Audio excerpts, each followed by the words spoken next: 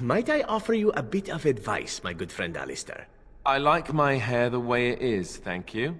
Truly, as you wish. Though my advice is regarding something else completely. It has to do with your recent exertions with your fellow Grey Warden that I overheard.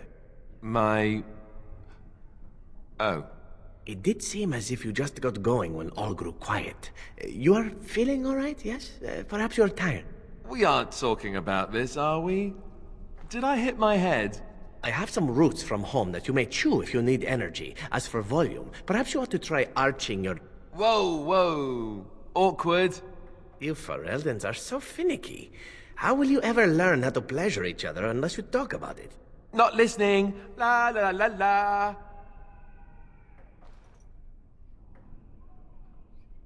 You know, I've heard about the Orlesian bards. Who hasn't? They are quite famous after all. The stories I heard were a little racier. It had to do with how a bard assassinated her target. How they were lulled into complacency. If those stories were true, who would ever agree to entertain a bard in their court? Oh, I don't know. There's a certain allure to danger, isn't there? And besides, you couldn't all be assassins, could you? I'd take my chances. If the stories were true, that is. We had rules about that sort of thing. Strict rules. Such as? You're not gonna tell me, are you? Let's just say I had plenty of reasons to join the Chantry, shall we? And leave it at that. So I see you are quite the little deceiver after all. Finally decided to gloat, have you? It simply suits my view of the Chantry that one of their devoted sisters should turn out to be so full of hypocrisy. There are good people in the Chantry. Many good people who are just there to help others. And apparently at least a few who are simply pretending to be good. At least I was trying to be better than I was. At least I regretted the evil I'd done. Better that than be someone who's never loved anyone or anything, least of all herself. Anything but that. It seems at least you got the self-righteousness down pat. Well done. I will never get over how quietly you are able to move. It took me years and years to learn, and even then I am not the best at it. So you didn't sneak around when spying? We all had different ways of doing things. Some preferred not to be seen at all, to cloak themselves in shadow and darkness. I realized that it is not such a bad thing to be seen, as long as you do not stand out and are quickly forgotten. I specialized in blending in, not drawing attention and looking like I had every right to be there. It is invisibility, but of another kind. Ah, yes, but I heard you often seduced your targets. They'd remember you. Not if they died. Oh. Dying while in the company of a lovely seductress. Tell me that isn't a good death. I don't know if I should take you seriously. But you scare me sometimes.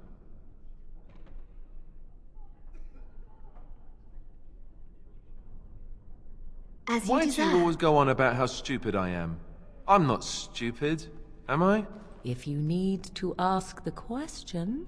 Because it hurts my manly feelings, you know. Or one of them. Then I'll be sure to write you an apology once all of this is over. I was educated by the Chantry. I studied history. They don't make stupid Templars. Then I must have been mistaken. I'm very impressed. No, you're not. You're not even listening to me. My, you are smarter than you look after all. Your Chantry must have been very proud.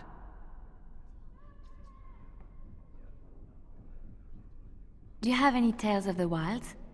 None of the sort you like. No princesses in tall towers or knights throwing themselves at whole armies. That's not all I like. Do you want tales of the chastened wilders who dwell in the marsh? Do you want to hear of the slow deaths they inflict on their enemies? Perhaps a tale of the poisonous creatures of the wilds that lay their eggs on your skin so their young may eat you alive when hatched? Or a tale of my mother's marsh cuisine? That, in my opinion, is the most terrifying of all my tales.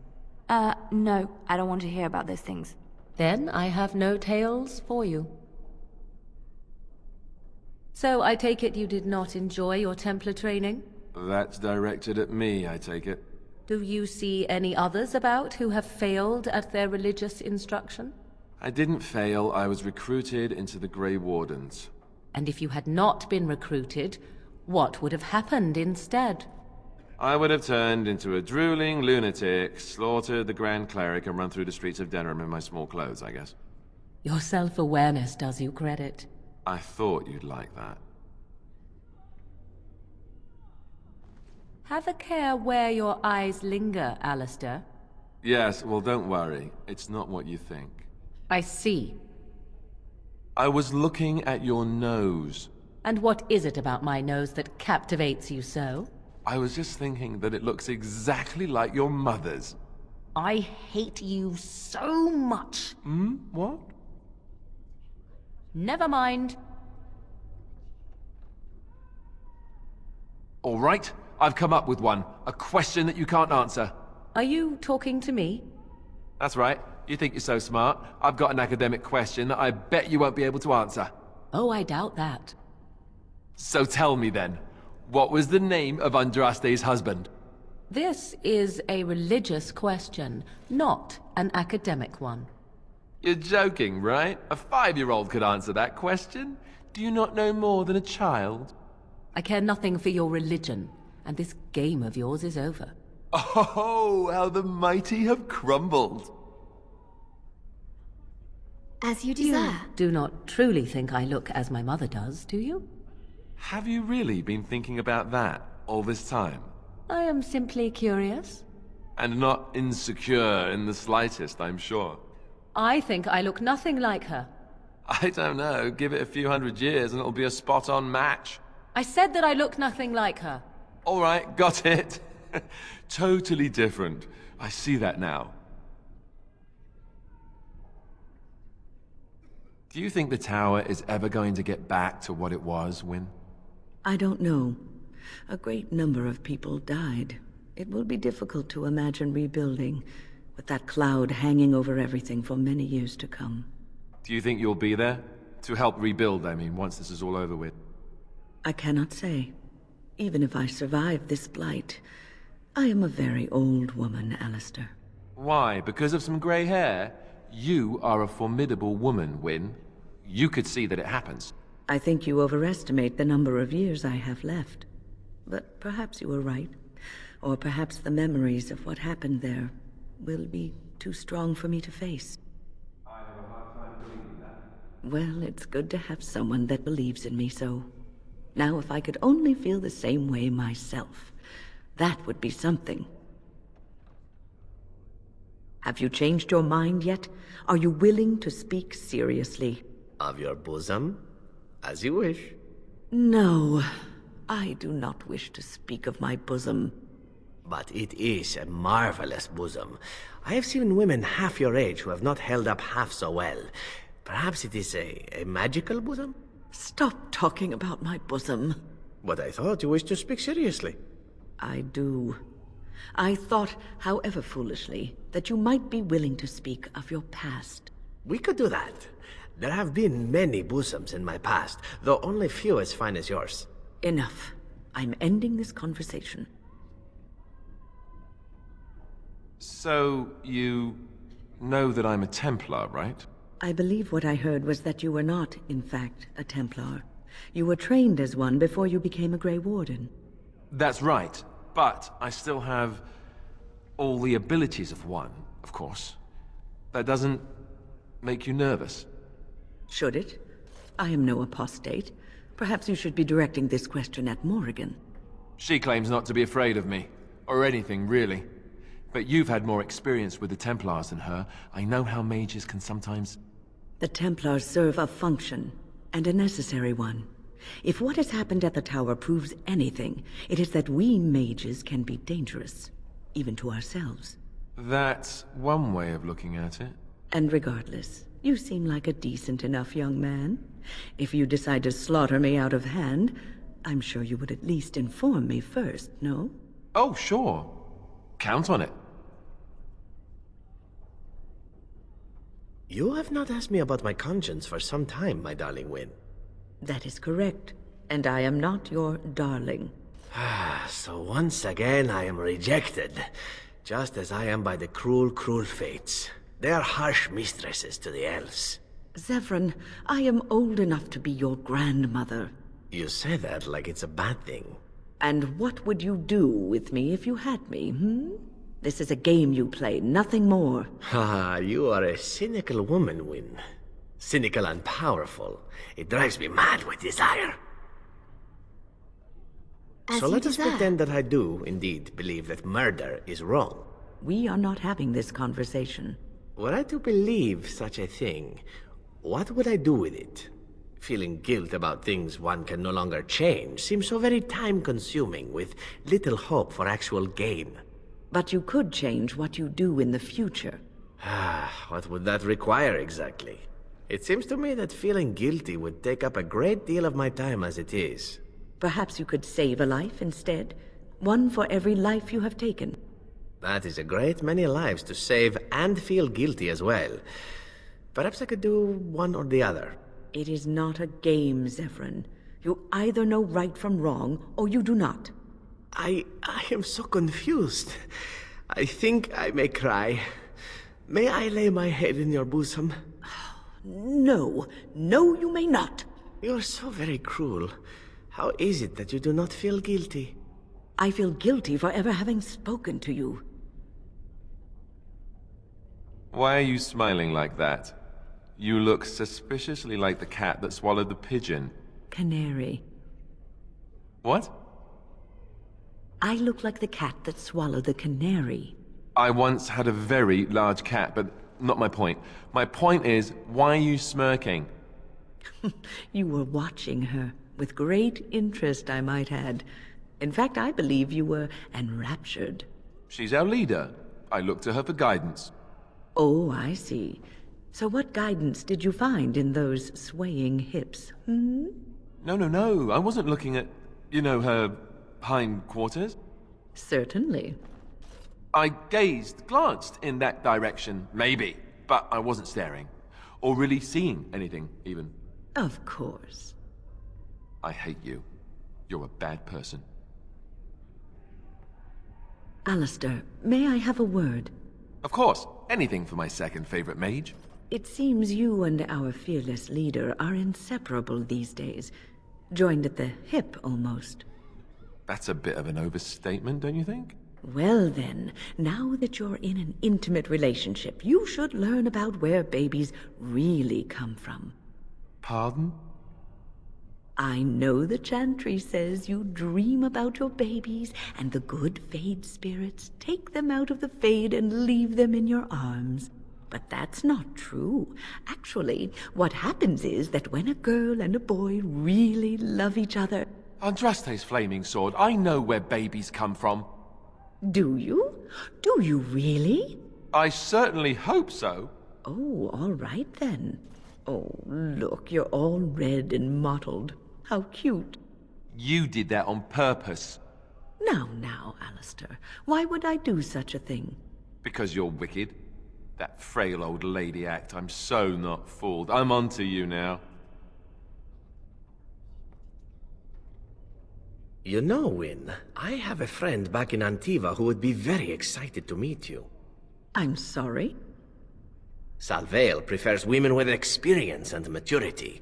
He says they have more substance, are more robust and flavorful. Does he now? Indeed. No need to deny it. Zevran knows a fine bird when he sees one. I am not a bird. There is no reason to deny yourself the pleasure of male companionship, after all, yes? You might balk now, but I assure you, Salvail is a gentleman of means and quite handsome. I am going to walk away now. Calmly, coolly.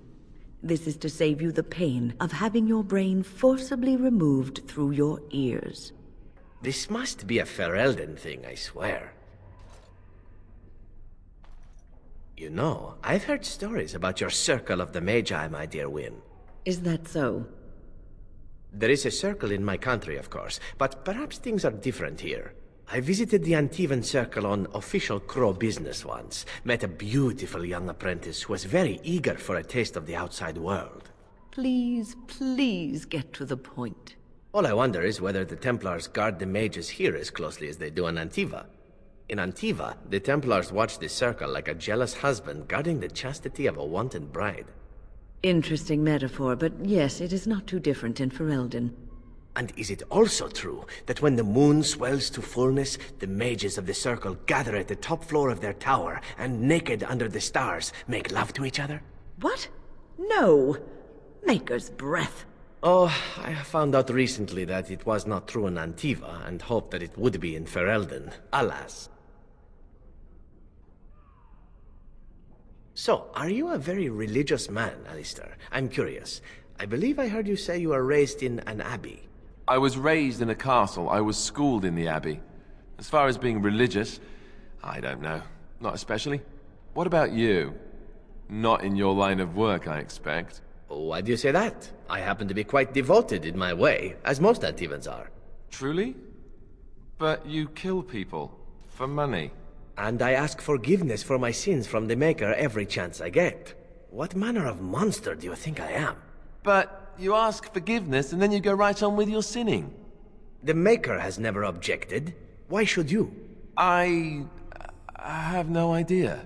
Well, there you go. Perhaps you ought to think about asking for a little forgiveness yourself, huh? So, tell me, you have any children, grandchildren, I don't know, great-grandchildren? What would make you think I have any children at all? You have to know I've spent most of my life in the circle of magi. You just seem like the grandmotherly type to me, I don't know. I suppose I'll take that as a comment on my demeanor and not my age. Mages aren't forbidden to marry or anything, are they? It's not such an outlandish question. Isn't it? What sort of man would marry a mage, do you think? Well, how about another mage? There are just as many men as there are women within the circle, as I recall. That sort of union is not encouraged. Although that does not stop us from seeking out each other's company from time to time. All right. Suddenly you don't seem quite so grandmotherly to me anymore. Good. I would hope not.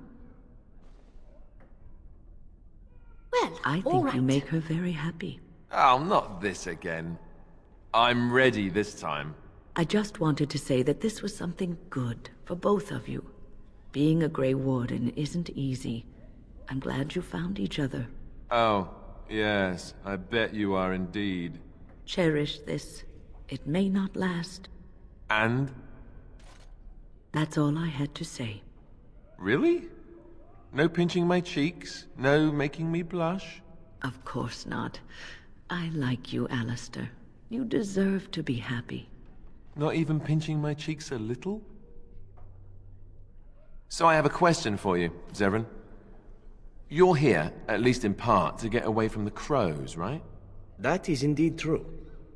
So when this is over, what do you intend to do with yourself? You can't go back to Antiva, I assume. What I do depends in large part upon your fellow Grey Warden. I am not a free man, as it were. Yes, but what if you could do whatever you wanted? Oh, I don't know. Aren't you going to be king? Perhaps you have people you need killed. I probably do. Yes. See? It's that sort of thinking that makes me think I have a future in this fine country of yours. That's assuming I would hire you. That's the lovely thing about kings. They make for good business as the client or the target. And people wonder why someone might not want to be king. As you desire. Why would the crows send you, Zevran? Is there some reason why they should not? Plenty of reasons. Starting with the fact that you weren't exactly the best they had, were you? Slander and lies. For shame, Alistair. I'm not an idiot. Well, not most of the time. You're no raw recruit, but I've seen you fight. You're no master of combat by any means. Assuming that I intended a fair fight, that would indeed be a problem. But the crows must have master assassins, the way you describe them. Men with years and years of experience. Why not send them? Why not indeed? It is a mystery for the ages. Oh, I get it. You're not going to tell me. Morrigan said you were sharp. No liar, she. I couldn't help hearing about your predicament. Forgive me if I'm prying. Yes, you are. But what does it feel like being possessed by a spirit? Why does this interest you so?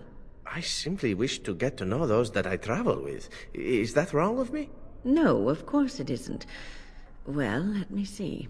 It is hard to describe. It is comforting. I feel safe. Loved. Comforted. Loved, yes. It is like being held close. Cradled. The bond is so complete that I am unable to extricate myself. Nor do I wish to. Wait. Why do you have that look on your face? I am simply imagining it. Continue, please. And there is a constant warmth that spreads outwards from the very center of my being, infusing my body with... Oh... Andraste's grace, what are you thinking about now? No, I don't want to know. I feel dirty. Do not speak to me. Alistair, what's this? It's a sock? It's a filthy sock.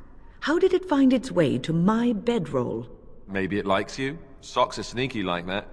Anyway, it's not mine. It has your name stitched on it. Oh, part of Templar training back at the Chantry, the men were always getting their socks mixed up. Anyway, sorry about that. I'll take it from you right now. One of my socks is feeling a little damp anyway. A change would be nice. You're going to put it on? It's filthy. And dry. We're not exactly traveling in the lap of luxury here. What hideous habits you've picked up. Did you speak often with Kaelin? You're asking me if I have a relationship with my brother, aren't you? Yes. I wonder what he thought of you. I don't think he cared much about my existence. I didn't mean anything to him. Anyway, to answer your original question, no. We never spoke. Well, maybe once. Marek and Kaelin had come to Redcliffe to visit the Arl. I was very young then. We were introduced. I believe I said, "Greetings, Your Highness." He said, "Ooh, swords," and ran off to the armory. So, yes, that was the extent of our relationship. We drifted apart after that. It was very sad. Wynne? Yes, Alistair? My shirt has a hole in it. I see. And?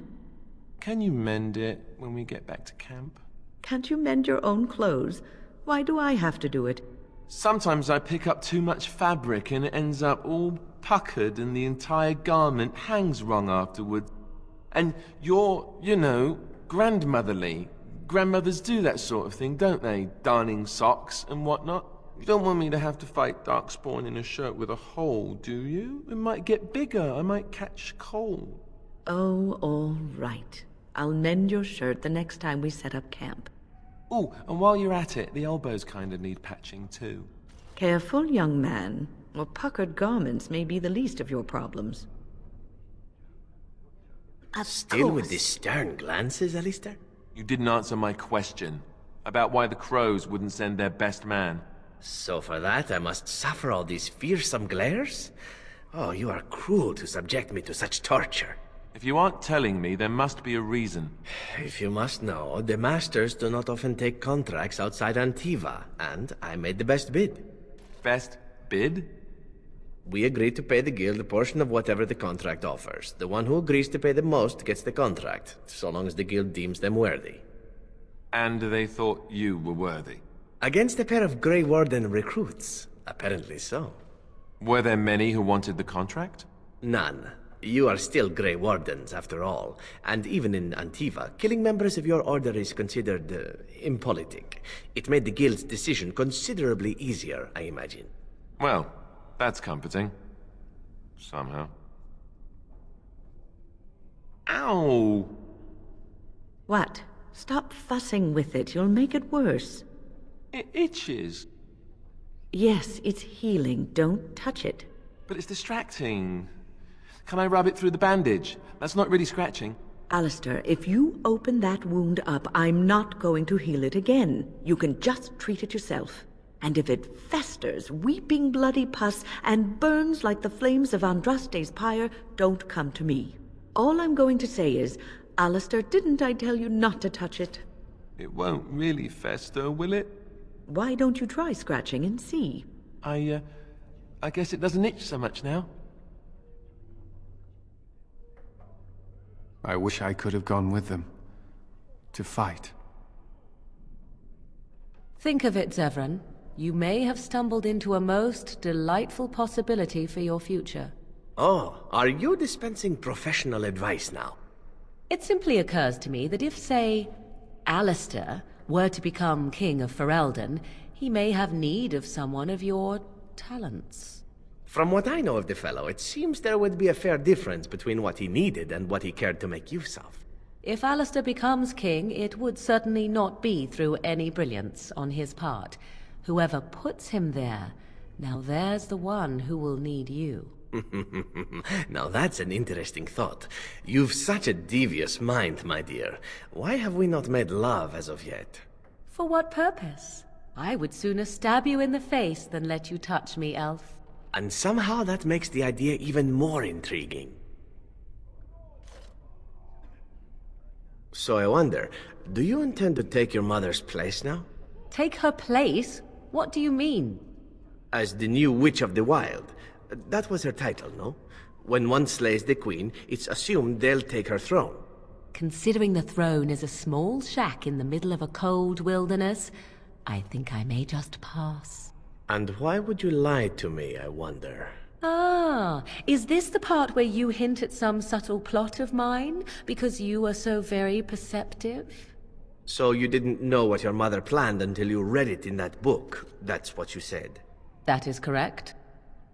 I admire you. You are a wicked, wicked woman.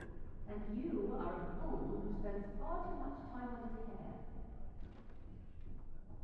So, what is going to keep you from poisoning your target now that you have been allowed to accompany us, I wonder?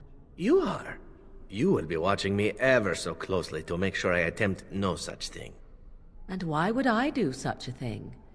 Sneaking into our good graces in order to make another attempt is what I would do were I you. And here I was becoming rather fond of the idea of you watching me closely. It would be a simple enough matter to poison the food in camp, or cut our throats while we sleep. You seem rather charmed by the idea. It would seem an appropriate result of sparing your life. Ah, well, I'm sorry to disappoint you then. The next time I am spared, I will be sure to immediately turn upon my benefactors. Will that do? Your mother is supposedly the one called Flemeth, the very witch from legend. Is that not true?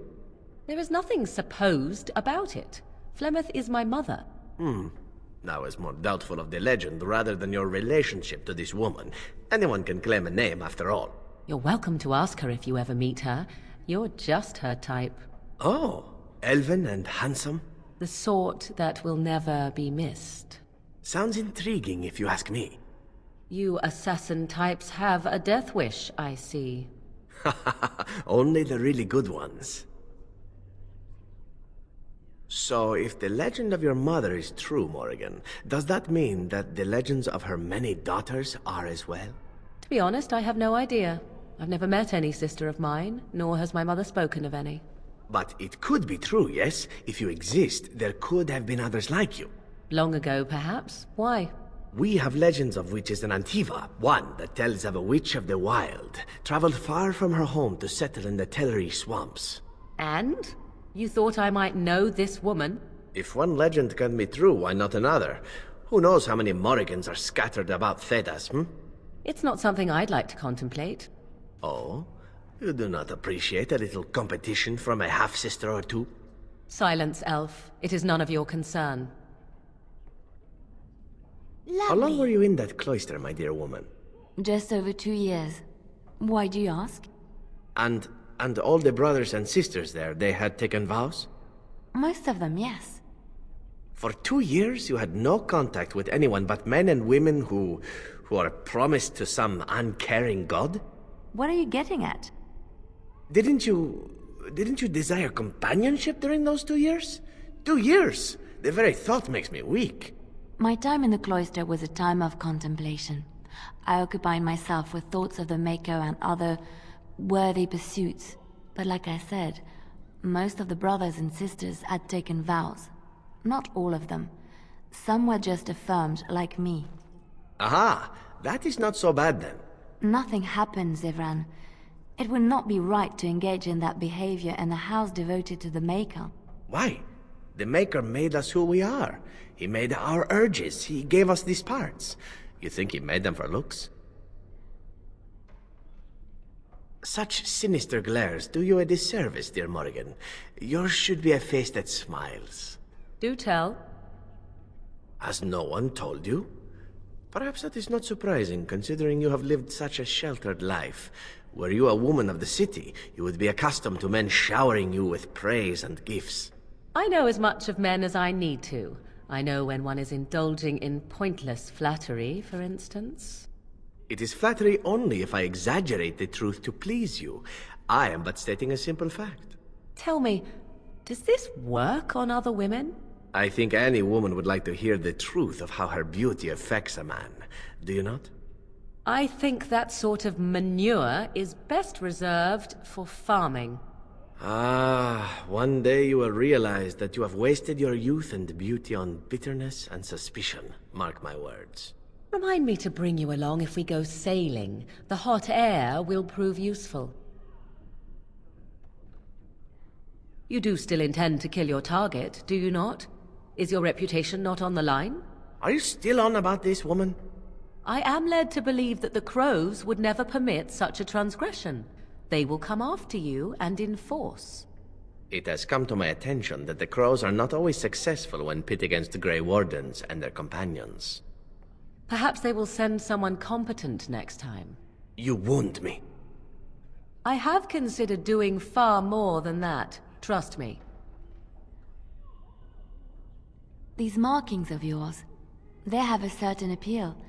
They remind me of how we used to paint our faces in Orlais. Ah, but these are not just paint. Do they mean anything to you, these symbols? Some do. Some symbols are sacred to the crows. I am not permitted to tell you what they mean. Others are there to accentuate the lines of the body, its curves and musculature. It is hard to explain with armor and clothing on. But I don't recall seeing many markings on your body. Ah, no. Of course not. They are not in the places you have yet seen. I can show you if you wish. No. I think not. Is this a problem? Not at all. I'm merely content looking at the markings on your face, that is all. Have it your way. Should you change your mind? You'll be the first to know, don't you worry. So tell me of this vision of yours, Liliana. I'm not certain I wish to discuss my vision with you. You'll make fun of me. No. Why would I ever do such a thing? See? There you go. No, I am not speaking to you of it. Yes. I suppose the Maker would not want you to spread his words. Very well, I'll accept your reproach. Why do you even wish to know? Why, to make fun of you, of course. You are utterly impossible. On the contrary, I am often told how very easy I am, my dear. We have many things in common, Zevran. Other than our purity and beauty. We both spent many years in places other than Ferelden. You are an assassin, and I a bard. Then you were called upon to kill. Often. I didn't like it, but I did it anyway. You didn't like it? You didn't like the thrill of the hunt? I suppose. I did like that. The hunt. Not the killing.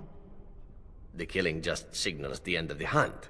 Without it, the chase goes on. You killed your marks cleanly, I hope. Whenever possible.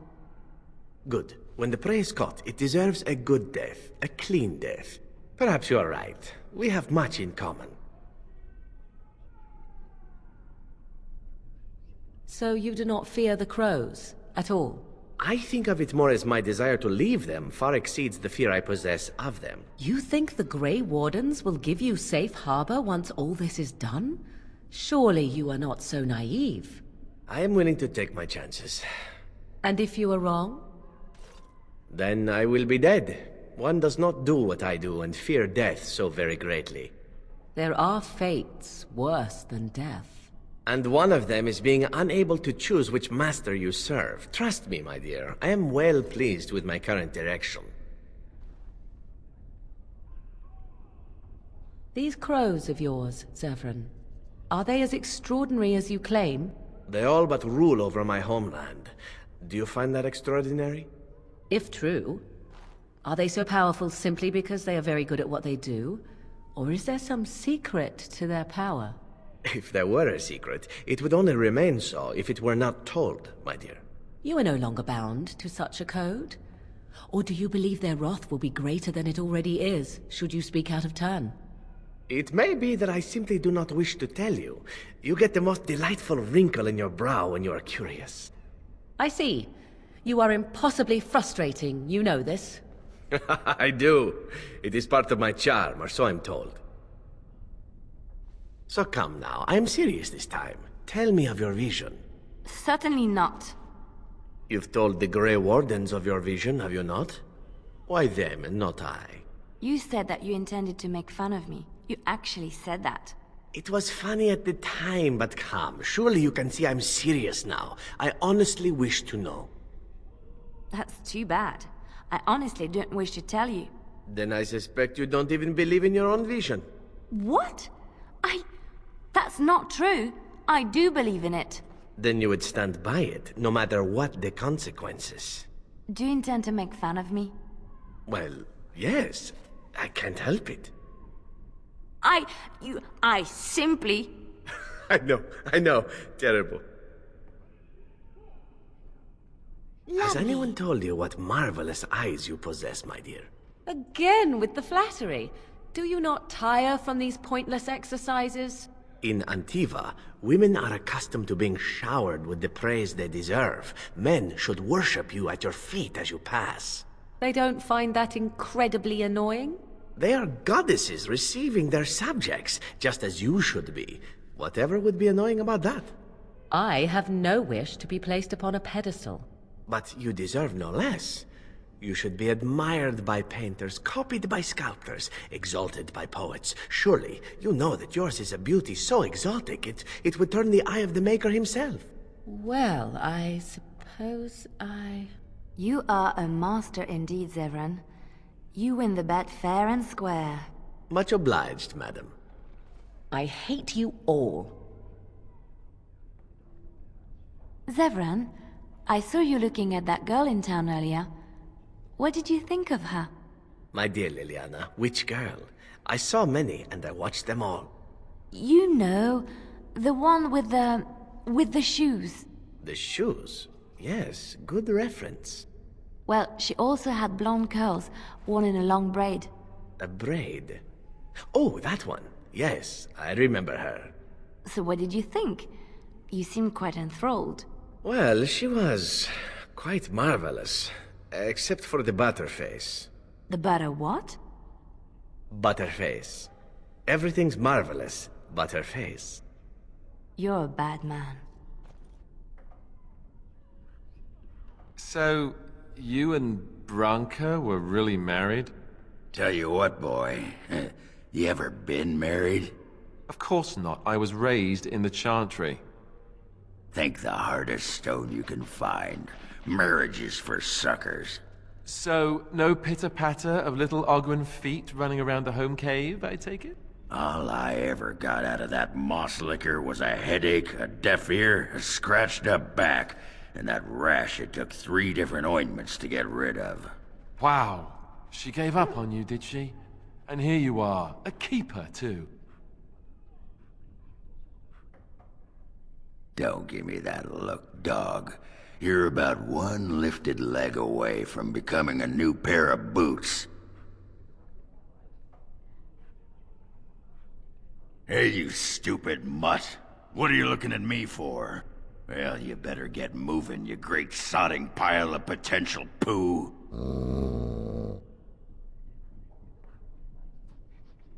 If you just stood still for a minute...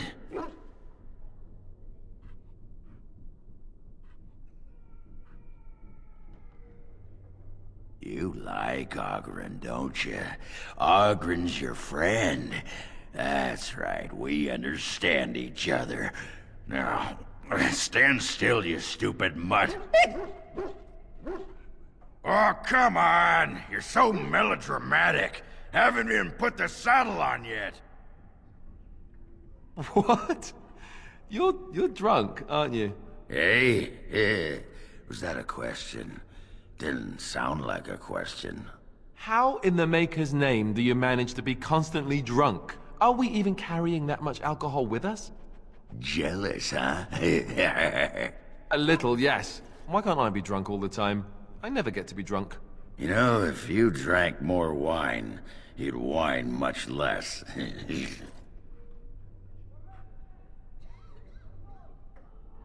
Watch where you're going, you sodding great horse of a dog.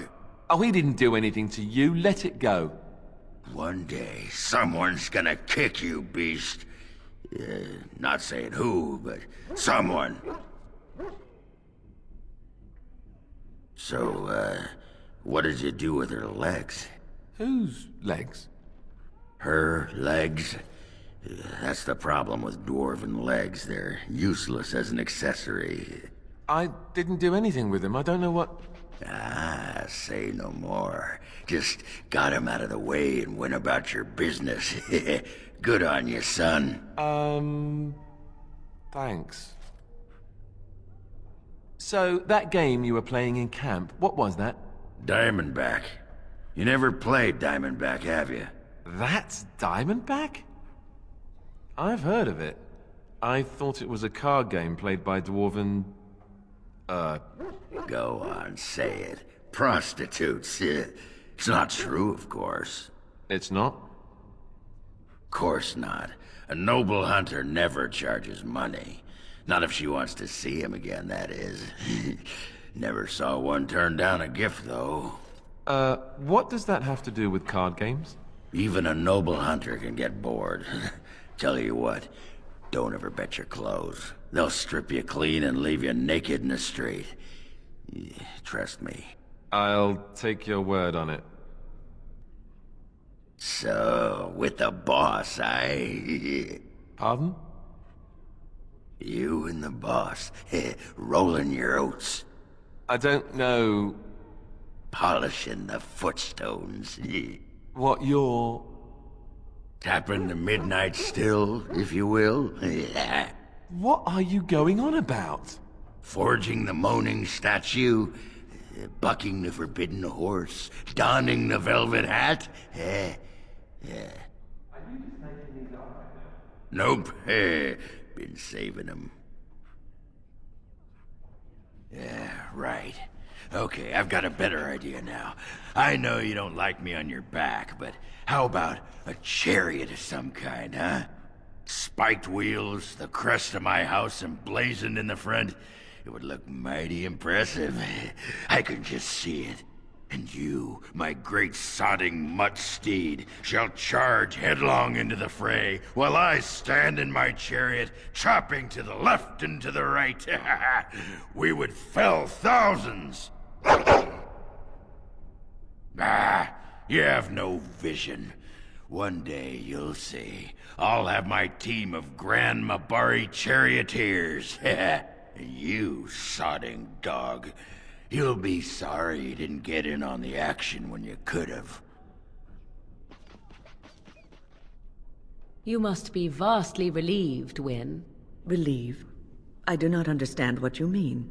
Most your age would spend much of their time preoccupied wondering when they might perish, yet you already know. Eavesdropping is not considered very polite, dear.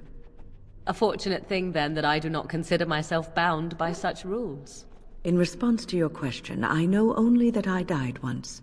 I do not know how much time I have left, only that it is very little. That is not so very different than before, surely. You are an old woman. One who keenly appreciates that our time in this world should be spent doing what is important. I have always lived by such a philosophy. Stop looking at me, mongrel. I have nothing you want. Why do you keep staring at me so, you flea-ridden beast? Can you not tell when you are not wanted?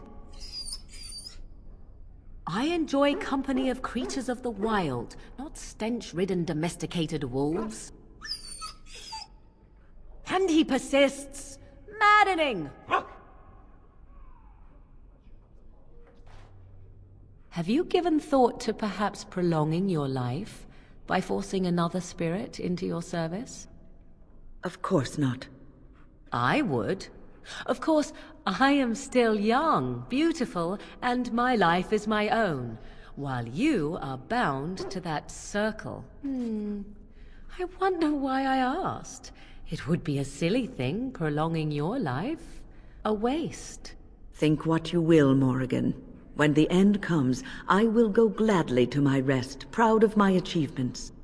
While you will see how empty your life was.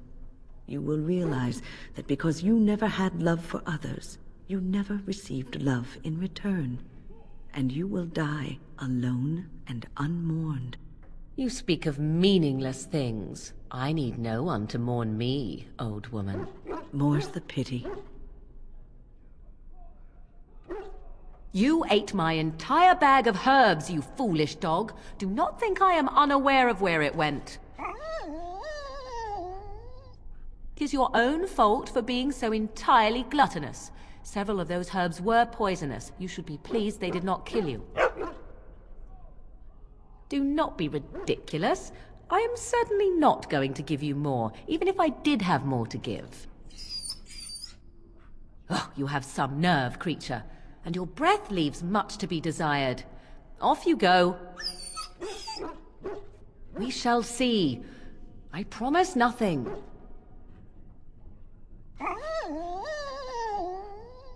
Another? I just gave you one, fool dog. Perhaps you should go and hunt something, then. For a warrior beast, you are remarkably over-dependent. Oh, very well. But tell no one. You are a handsome canine specimen, aren't you? Yes, you are. Oh, but look at that tiny, stubby tail. Would you like a nicer tail? I could give you a long, swishy tail if you like. Just a wave of a wand and poof, tail. You'll adore it, I promise. Or maybe you would like to be a different color. We could spice up that drab brown with some red or blue, perhaps even violet. War dogs need to be pretty too, don't they? Yes, you want to be pretty, pretty dog. That's right, you just love attention, don't you? And you want antlers, a big swishy tail and hey! He made off with my staff.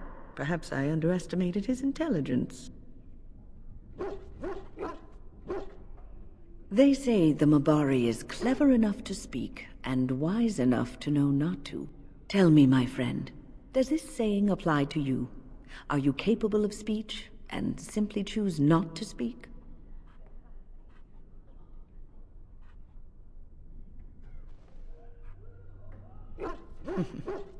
Sometimes I think the world would be a much friendlier place if we could learn some things from animals. Nothing in the animal kingdom can match the worst qualities of humanity. It must have been very difficult for you and your mother, Morrigan, to live always hiding from the Chantry and its hunters.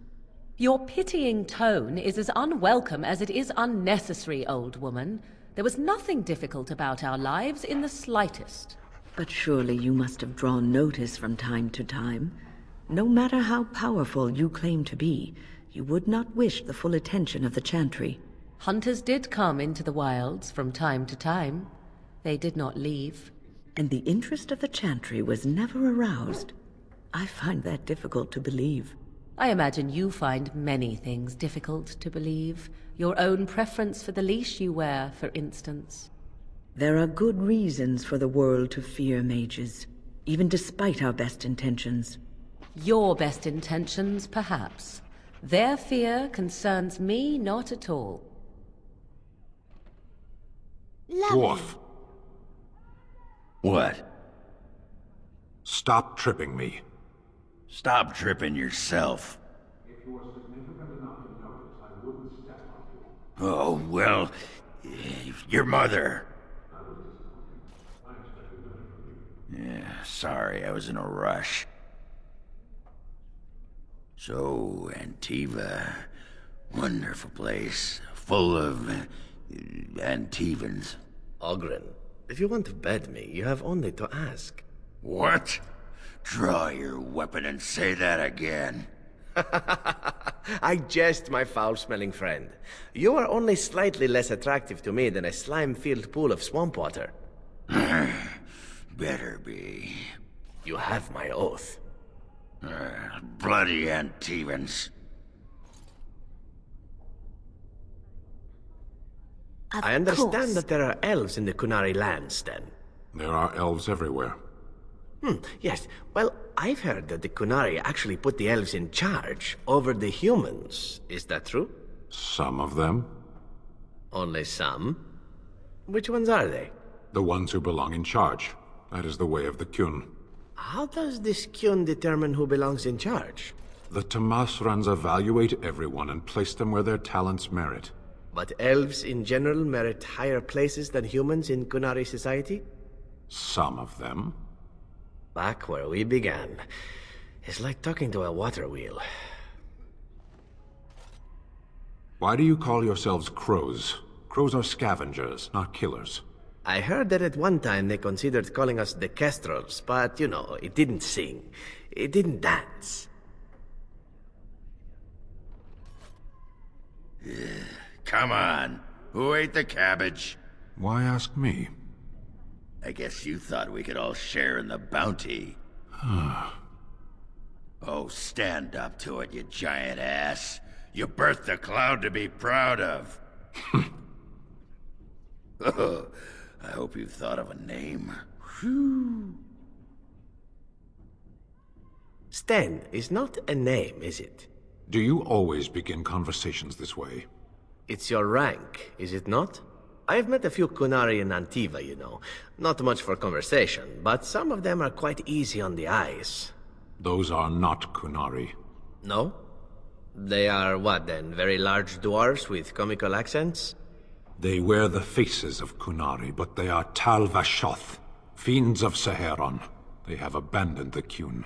With titles like your own, though. Which makes me curious, what is your name then? Sten is enough. But it is not your name. It is who I am.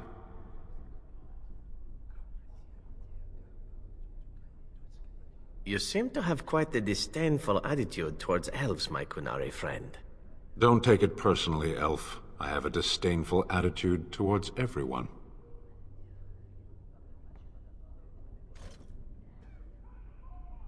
What exactly are you drinking, my fine dwarven friend?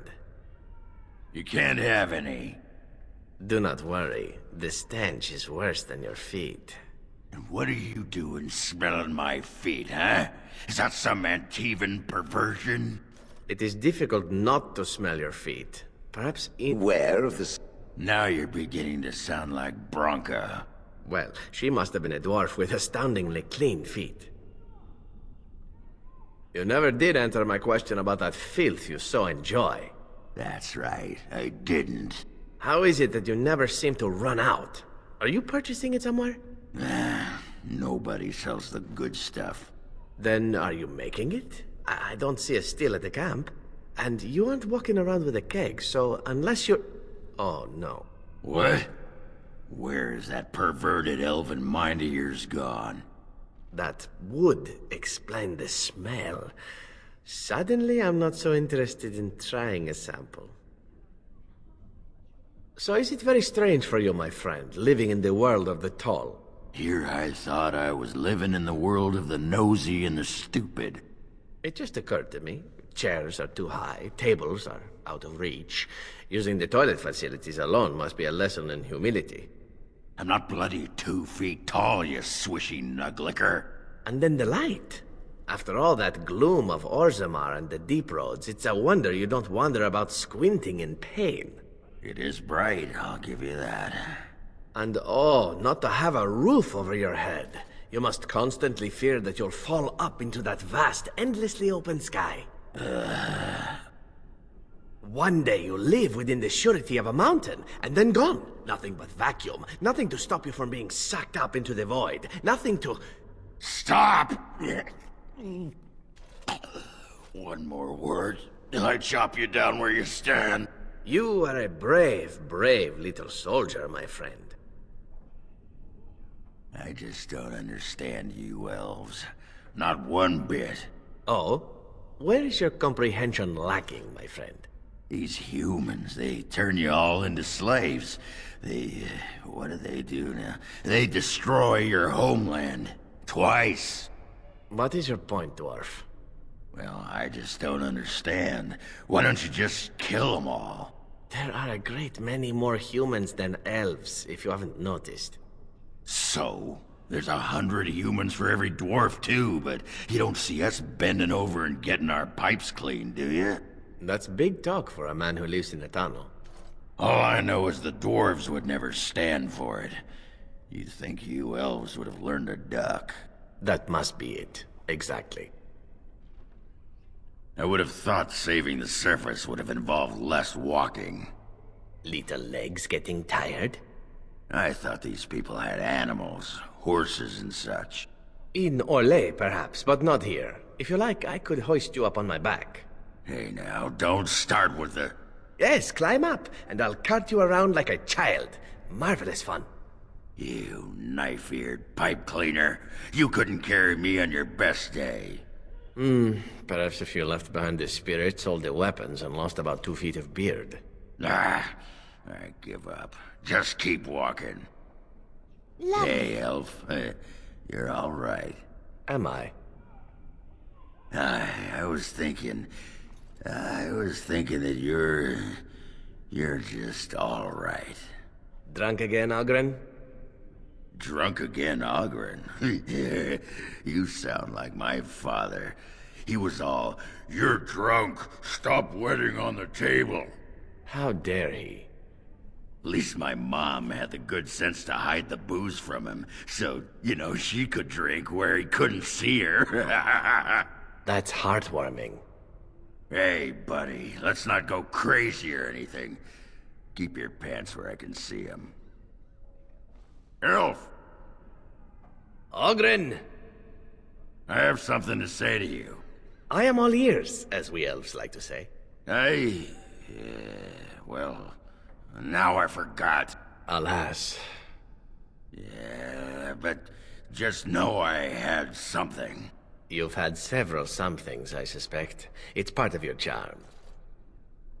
Well, So is it all very right. strange for you, my friend, living in the world of the tall? Here I thought I was living in the world of the nosy and the stupid. It just occurred to me. Chairs are too high, tables are out of reach. Using the toilet facilities alone must be a lesson in humility. I'm not bloody 2 feet tall, you swishy nuglicker. And then the light. After all that gloom of Orzammar and the deep roads, it's a wonder you don't wander about squinting in pain. It is bright, I'll give you that. And oh, not to have a roof over your head. You must constantly fear that you'll fall up into that vast, endlessly open sky. One day you'll live within the surety of a mountain, and then gone. Nothing but vacuum. Nothing to stop you from being sucked up into the void. Nothing to... Stop! One more word, and I chop you down where you stand. You are a brave, brave little soldier, my friend. I Lovely. just don't understand you elves. Not one bit. Oh? Where is your comprehension lacking, my friend? These humans, they turn you all into slaves. What do they do now? They destroy your homeland. Twice. What is your point, dwarf? Well, I just don't understand. Why don't you just kill them all? There are a great many more humans than elves, if you haven't noticed. So? There's 100 humans for every dwarf, too, but you don't see us bending over and getting our pipes clean, do you? That's big talk for a man who lives in a tunnel. All I know is the dwarves would never stand for it. You'd think you elves would have learned to duck. That must be it. Exactly. I And think so I I have a shall. joke for you, my fine dwarven friend. Just don't expect me to laugh. So, a human, an elf, and a dwarf are walking down a trail beside a stream, and they stop to take a piss. All right, things are looking up. Continue. After, the human takes out some soap and begins washing his hands. We humans have learned how to be clean and hygienic, he says to the others. The elf begins picking some leaves off the trees and wipes his hands with them. We elves do as tradition has taught us, and use what nature has provided. The dwarf, meanwhile, has pulled up his trousers and is already on his way down the trail. And our ancestors, he calls back, taught us dwarves not to piss on our hands. Shows what you know about dwarves. As you desire. You are not religious, yes? You do not believe? I do, to some extent. It does not govern my life, however. Why do you ask? Oh, nothing. You are just a very good person, and it shows. And I thought at first you were religious like some of the revered mothers. But no. I thought about it, and I realized that you're not. I do what I do because I enjoy it. Because I enjoy teaching others, helping them. I do not seek recognition for my works. I do not seek the approval of my peers, nor the approval of a distant god. That is admirable. Doing good for its own sake. Some I knew are not like that. They brag about what they did, trying to impress others. Oh, Lady Adele, you fed and clothed 20 orphans. How noble. No, it's nothing, Lady Clarabelle. You treated 40 lepers and gave them massages. Like a competition with false modesty. Sickening. Did Lady Clarabelle really give 40 lepers massages? Who knows? Lady Clarabelle had strange tastes. I wouldn't be surprised if she did that and more. You can stop flinching, Sten. I'm not going to harm you. I do not fear harm to myself. What is that supposed to mean? An unbound mage is like a wildfire, as prone to simply consume itself as it is to devour all that surrounds it. I do wish you wouldn't refer to mages as it. Are all Qunari as quiet as you are? Are all mages as chatty as you? That's fair.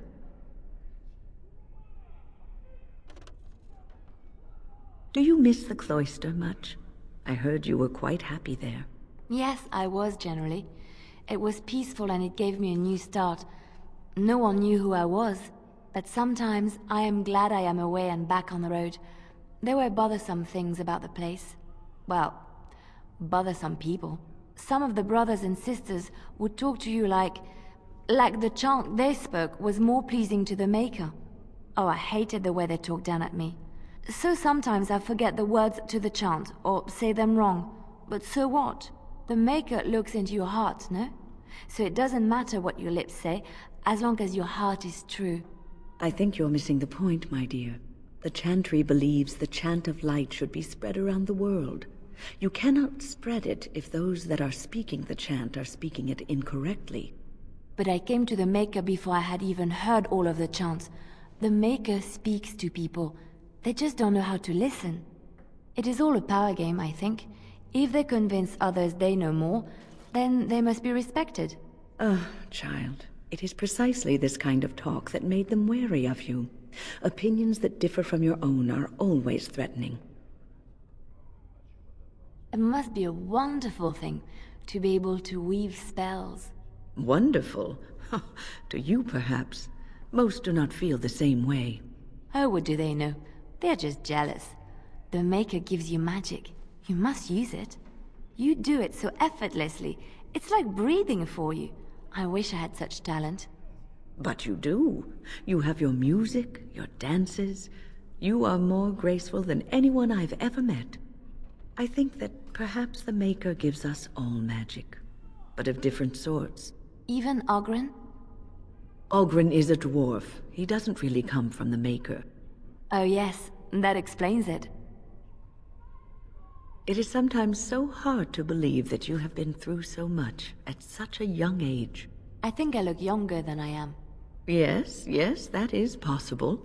When I was your age, I was just about ready to take on my first apprentice. In hindsight, perhaps I should have waited a few more years. I was arrogant, my confidence bolstered by my youth. It is so hard to imagine seeing you now. Oh, I've had some 2 decades or so to grow mellow.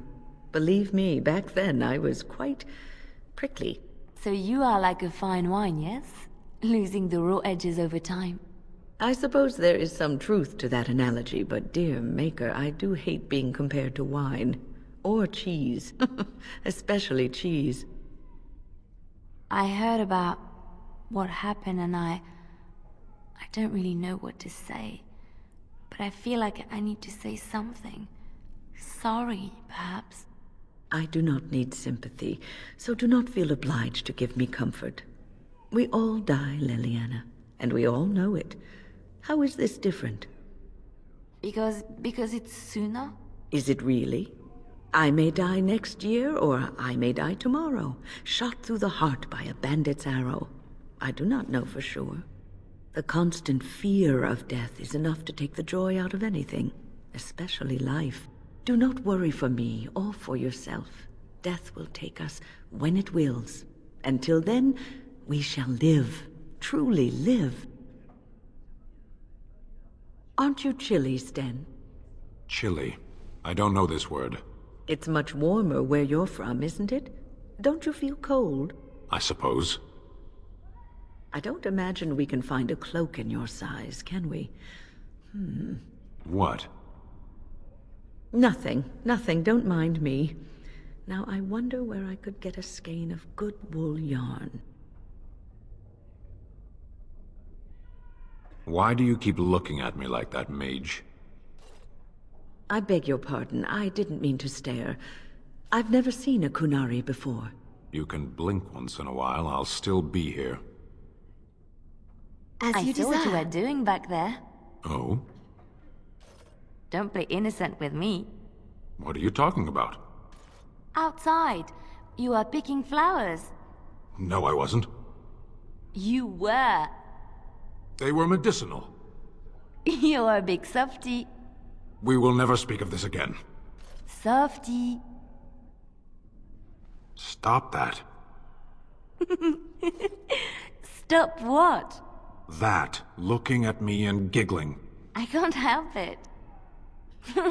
You're so big and stoic. Who would have thought you'd be a big softy? Stop saying that. I am a soldier of the Beresad. I am not a softy. Softy. I hate humans. Of course. Leliana, what do you want from me? Nothing. I'm just curious. There's a lot we don't know about you, Sten. Except that you're a big softy. Please stop saying that. I'm sorry. I didn't mean to make fun of you. There's nothing wrong with having a heart, Sten. It's just not what I expected. Why? You're so Kunari. All the stories speak as if you were a hurricane or an earthquake rather than people. Kunari are most dangerous because we are thinking men and not an unthinking force. I don't understand. What do you mean? For your sake, I hope you never find out. I've heard stories about the Kunari, you know. Oh? They conquered nearly all of the north. Tevinter, Rivain, and Tiva. Much of the land was laid waste. In the northern kingdoms, they say the Kunari are implacable, relentless, more like a landslide than an invasion. It took 3 exalted marches to drive them back to the sea. We'll do better next time. And so are there Kunari bards? Why wouldn't there be? I don't know. You don't seem like very musical people to me. You base this on me? I am a soldier. The Antam does not do battle with lutes. It has become very close with the other Grey Warden. Yes. I suppose I have at that. I find this difficult to comprehend. It is whiny and weak and constantly laughing. Then I guess a romance between you and I is completely out of the question. Hmm? And the attempts at humor, I cannot understand how it is endured. Well, maybe you should ask her why she likes me so much instead of bothering me with it. It has a loud mouth. Why its head has not been crushed already is hard to imagine. Or maybe you just happen to figure she likes me a lot more than you. Don't be foolish. Yes, I thought so. Just watch your step, or I'm totally telling. I'm going to stand over here now. Don't you ever talk? You know, make polite conversation, just to put people at ease?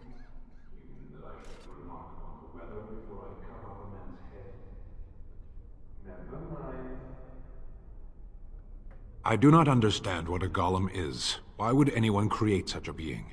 Why would one create a sword? To strike at its enemies. But you are no sword golem. You speak like a living creature, but act like a possession. I do not know what to make of you. I am no possession. Not now that the control rod is broken. No, it is still in your heart. Do you even realize this? Age by age have men stood up and said to the world, "From what has come before me I was forged, but I am new and greater than my forebears." And so each man walks the world in ruin, abandoned and untried, less than the whole of his being. It is a riddle. It seems so. What do you estimate are the chances of success, Qunari? For the Grey Warden, little to none. So why does it follow? I do not risk death, but it does. My mission is no different from the Grey Warden's. I must see this through to the end. It would rather perish than give up its quest. Indeed. There is honor to be salvaged in such a quest, no matter its chances. Honor is a curious thing. It is far better to be practical. What use is practicality when it leads to cowardice and emptiness? It is better to live well than to live. An interesting theory. There is worth in your life, Shale. There is value, but only if it is used. So do you ever want to go back? To Honleith? Perhaps it should stare at a patch of grass for 30 years and then tell me how much it misses it. Point taken. Still, if you can't remember anything else ever, it would be scary to leave, I think. Fortunately, I am not as comfortable with the mundane and familiar as some. Ooh, ow. Ow. Sort of an adventurer, I see. Brave new world, that sort of thing. And instead, I should be content to remain in that village, standing still out of fear of the unknown. What life is that? I know what I am now. I know how I was made. I can move forward. It, who has had so much more, should do half as well. Thanks for that. I feel really good now. A pleasure. Next time we shall speak of its grammar and personal hygiene. Well, I find all right. it very odd. It meaning me. Am I in it now too? I feel honored.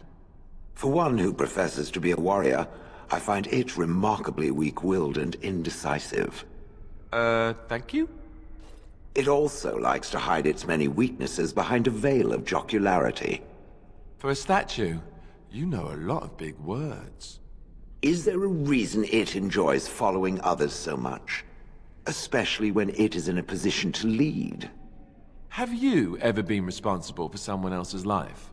Or a lot of other lives? Or an entire nation? Of course not. Then shut up. I will remember this moment when the birds come. I am told that it lost a large number of comrades in the battle with the Darkspawn. Me? I guess I did, yes. I didn't know all of them that well, however. Mostly just Duncan. I'm unfamiliar with this name. It's not important. You don't need to know who he was. I cannot remember if I ever had anyone important to me. All I remember is being given orders. I would gladly be following Duncan's orders right now, if I could. It enjoys following others. I find that odd. You wouldn't understand. Don't worry, I don't expect you to. You know, you never did tell me how you passed the time in that cage for so long. No, I didn't. So... what did you do in there? A training exercise. I would observe an object, and then try to think of all the words in your language which began with the same letter as its name. That... Wait, just wait. You're joking again, aren't you? No. You are not telling me that you played I Spy against yourself for 20 days? There are a lot of things in Lothering that begin with G.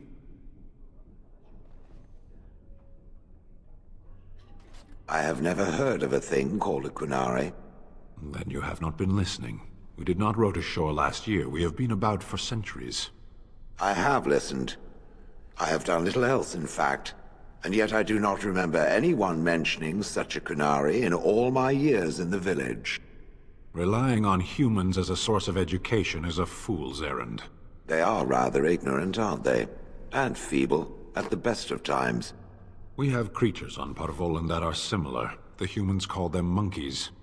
They are dull, cowardly vermin. They cry out shrilly when threatened and throw their own feces. That is an excellent comparison. I wonder if they're related. Possibly. I spy, with my little eye, something that begins with G. Is it a Grey Warden? Is it in fact you? Ooh, you're really good at this. I have heard an interesting tale of the Qunari. Speak, Kadan.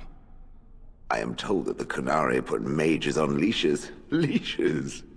What a delightful concept. It is not something that one should take pleasure in. It is done because it is necessary. Why not put them out of their misery? Crush their skulls and be done with it. Fast, efficient, fun. You have been offended by such men, so your bloodlust can be forgiven. But these ones you speak of are to be pitied. Even so, they must serve, just as any other must serve. All must find their place within the Qun. Does sound like a delightful place where it comes from. Mages on leashes. What will they think of next? I cannot say that they would not wish to put a leash on you as well, Kadan. That does sound less fun. Yes. So this bird thing of yours. I do not have a bird thing. I have an extremely justified rage of the flying vermin that plague this world. But there are some birds that are useful. Like the ones you eat. I approve of the ritual slaying of the foul beast, but it eats one? Disgusting. Oh, they're really quite tasty. You just need to rip off the feathers first. I like the skin myself. I think I'm going to be sick. Ooh, golem vomit. This I have to see. So are all of your kind similarly powerful, Qunari? I am not here to satisfy your curiosity, creature. That is true. I suppose I sounded like a human chattering away. I apologize. No, it is I who should apologize. You are no human. You are a vastly superior construct. That's kind of the Qunari to say. If all your people are like you, it's a wonder you haven't crushed the humans under your heel. I have wondered the same thing. One just needs to look at them. They're so... small. Exactly. You and I, we are of the same mind, Kadan. I have a question of religion, Qunari. For you, Kadan, I will answer. Would its Qun accept a convert that was a golem? I do not know. It has never happened. We accept beings of all walks of life, so long as they are willing to accept their place in the world. And what place is that? One of equality. Within the Qun, an individual exists to serve. That is less appealing. Would it consider birds to be its equal as well? Birds? Birds are but animals. Enlightenment does not await them. Excellent. That sounds very promising. The Qunari mentioned something of equality when we last spoke. I said that all were equal under the Qun, yes. What of humans? Surely they would not be as equal as others? All who accept the Qun have their place as any other. In the lands we occupy, even the elves have come to embrace this concept. And if this place is at the bottom? If that is where one belongs, then that is where one should be. The Konari are a very practical people, Sten. It is as I have always said, but I thank you. Of I wish to course. say that it has been pleasant fighting at the Konari's side. I feel the same. You are a remarkable construct, Kadan. A warrior to be feared. No more than the Konari, surely. The way it strikes down its foes, marvelous. I smile each time you roar a battle cry, knowing our foes tremble. I could watch you fight all day long. The skill you display, the form, how the light plays on its muscles. I mean, yes, well done with the fighting. You as well. Right. I may have a cause to apologize to the sister. Apologize? For what? For suggesting that the sister was gullible for believing in things which were not real. Oh, that! I'd already forgotten about that. Thank you for reminding me. I suppose it would offer some comfort to believe that things occur according to some grand purpose. All those years I spent in Honleith, unable to move, it would be comforting to think there was some reason for it.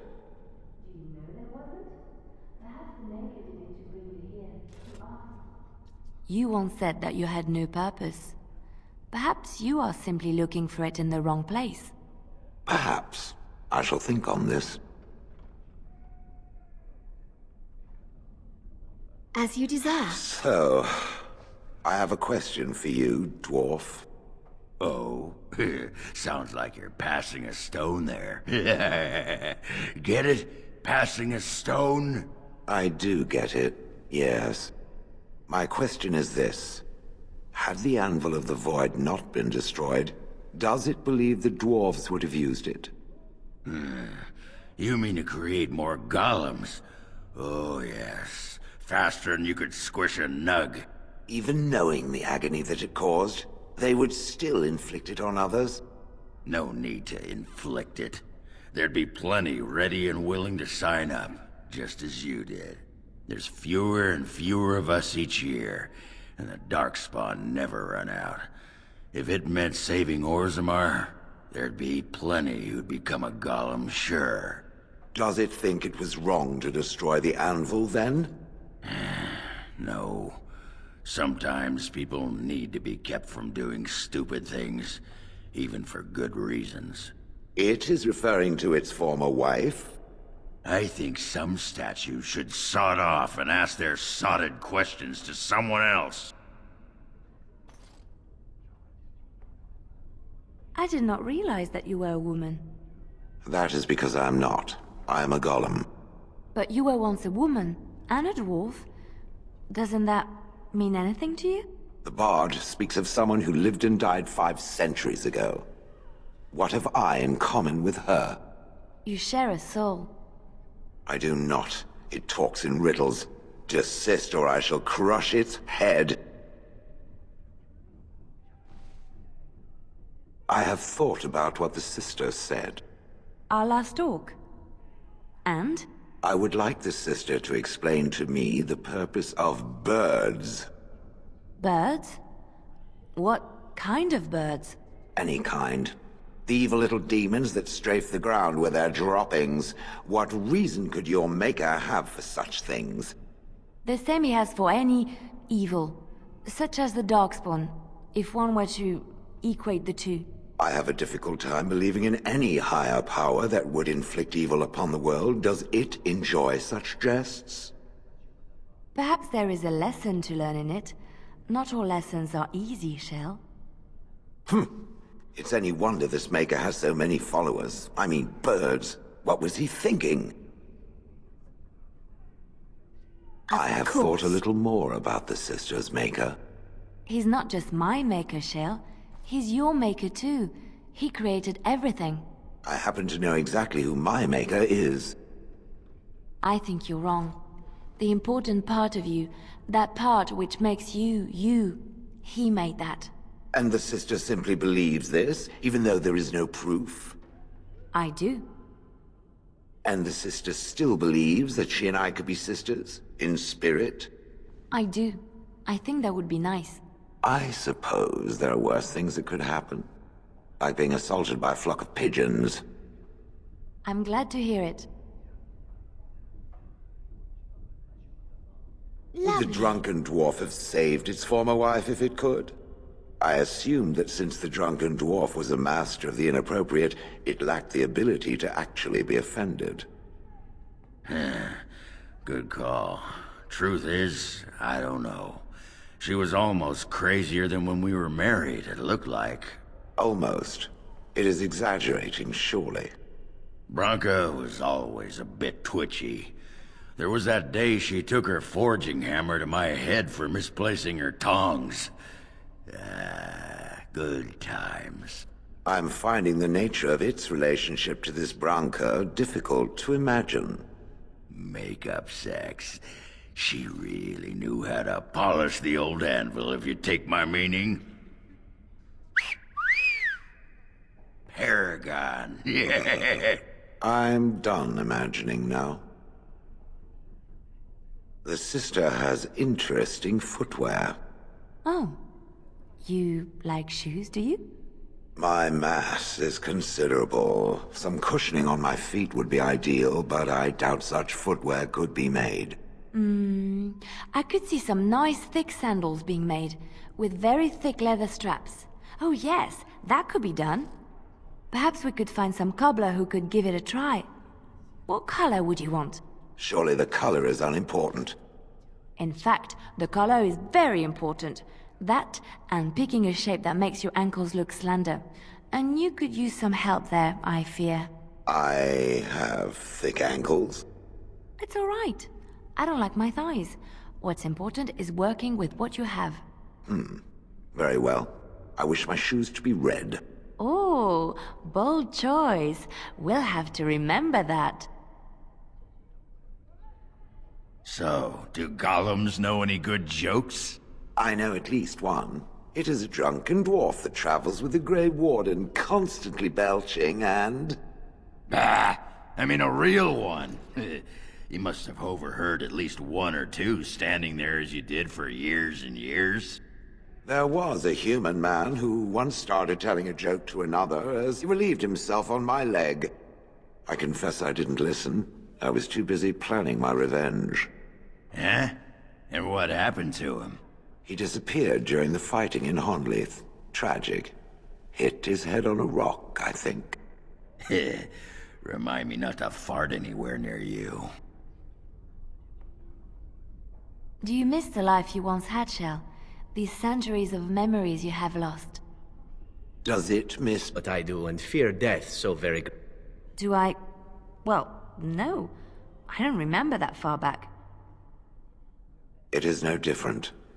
My memory stretches only so far, and what went before is now lost. And you remember nothing at all? Not even a little bit? There are images, faces who I have no names for, places I remember being but not where they are. Do I miss these things? They are without context. I feel only disquiet when I think of them. Like dreams, then. When you awake, all the details have fled. Is that what it is to dream? Then yes, perhaps it is like that. How very sad. To discover your entire life has been a forgotten dream. I am so sorry. And so Why does the bard stare at me so? I was thinking of writing a song about you. The statue with a heart of gold. Or something like that. It thinks my heart is made of gold. It is stone as anything else. Cold stone. I meant that you had a good heart. It seems to me that you do. And they call this having a heart of gold. Why? Because gold is precious and shiny and a good heart is just as valuable. Shiny. In a manner of speaking. My heart does not qualify as shiny. I kill, frequently, and not without pleasure.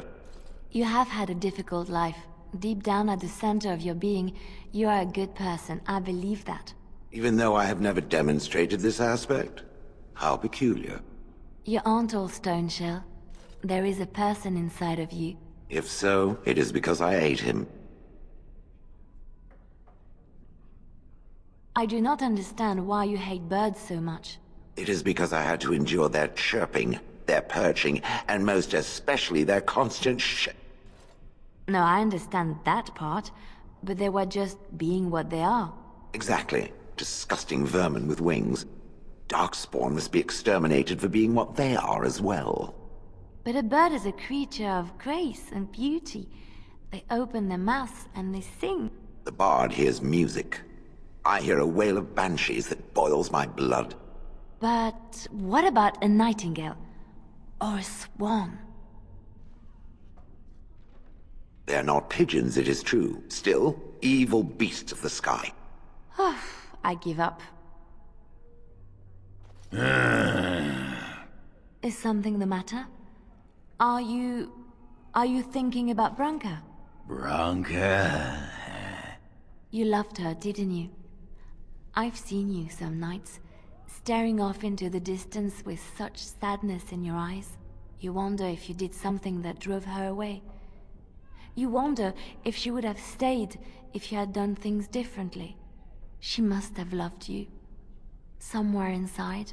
That sodding great dew-licker had a heart clad in iron.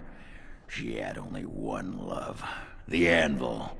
And later, the anvil only sighed because I was gassy and finally let off a good one.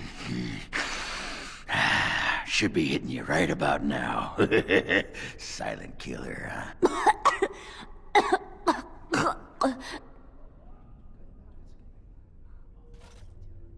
How do you stand it? All that open hair. Sometimes I look into that big black emptiness and it's like it's swallowing me up. I like it. I like to imagine the sky goes on forever, boundless fields of stars whirling and swirling eternally in their slow dance. Not helping. I don't like looking up and seeing a great infinite nothing. You know, in the old days, people said that the sky was an immense vaulted ceiling, crafted by the Maker himself to protect the world. But the ceiling sky covered the world in shadow, and so he set in it the sun and moon to light up the world below. And then he made the stars, and laid them down in curious patterns that man will look upon them and wonder what they represented. So the sky is just the inside of a great sodding cave. That's what they believed, and it gave them comfort. Then why the bleeding mud did your maker build it so high up? The drunken dwarf fights reasonably well. You don't have to make it sound like you're passing a stone to admit it. It is not physically weak, or entirely inept in combat. You looking to borrow money or something? I'm saying that there are worse things than being forced to fight at its side. Good to know. Should I drop my trousers now, or are you done? Done. Very done. So, here is a question for the Painted Elf. Painted elf? Oh, that's me. Oh, I do like that. Am I to understand correctly that the Painted Elf is a crow? Not literally, but yes, I am a crow. As in a bird. So the Painted Elf assaults helpless statuary with its feces. If given sufficient cause, why not? That is outrageous. The Painted Elf will stay away from me, or else. I get a lot of that. I'm curious. Will the Painted Elf answer a question? Why not? I appear to have all day. The Painted Elf attacked the Grey Warden, and yet it still lives. Had the decision been mine, its skull would be pulp right now. Oh, I don't know. Could you destroy something as pretty as I am? Easily. I fail to see how any measure of attractiveness would make one difficult to crush. Perhaps you do not know how to look then. Take a long look at our Grey Warden, my good friend. Right there, we have an object worthy of worship, no? One would have to be blind not to realize how very pretty we all are and how important that is to preserve. Perhaps there are definitions of blind I have yet to understand. I have a question for you, Shale. How does it feel to be a giant statue? What a bizarre question. How else would it feel? Well, let's see. Does it hurt? Do you feel like you've been buried under a pile of rock? Or do you feel nothing at all? I have nothing to compare it to. How does it feel to be considered an inferior race when compared to others who are just as soft and weak as you? Fine. How very fragile it must be. One touch and its kind crumples, spilling liquid everywhere. No wonder they clad themselves in metal. It takes more than just a touch, I'm sure. I feel very solid and immortal. No putrid liquids to squirt out of me. Oh, no. Now that you mention it, I suddenly rather feel like a delicate mushroom. I've thought about your predicament, my friend. It has thought of a way to lure birds out of the sky? I mean, your situation. Being made of stone and such, I imagine it must be terrible for you to see others together, you know? Together? As in standing next to one another? I speak of love, my sturdy friend, and the act of love. Surely this must bring you discomfort, knowing you can never partake in such pleasures. That is disgusting. It was bad enough that I had to suffer the occasional pair of villagers lying in my shade, but the idea of partaking... You are stoic, my friend, and brave. You do us a great honor by suffering in silence. I was not suffering, silently or otherwise, until now. I understand.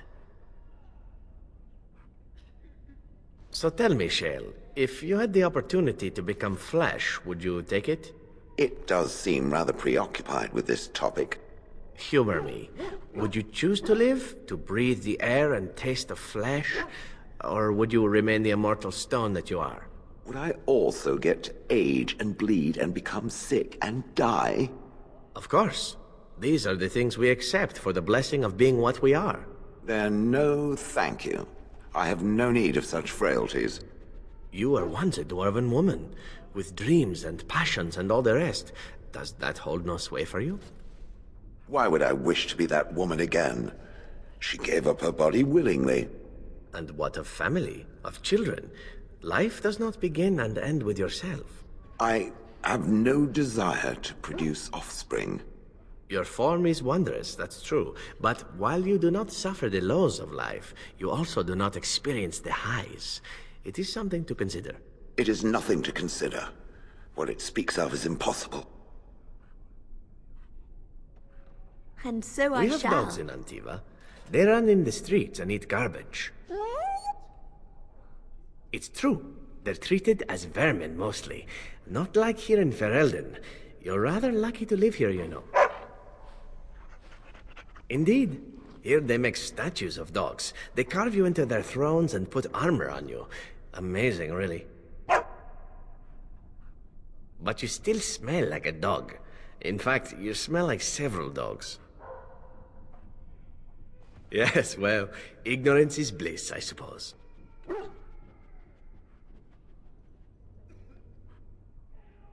I am watching you, dog. Do you know how many of your kind urinated on me in that village? And all I could do is stand there and watch, helpless. If I see one of those legs of yours lift so much as an inch in my direction, pow!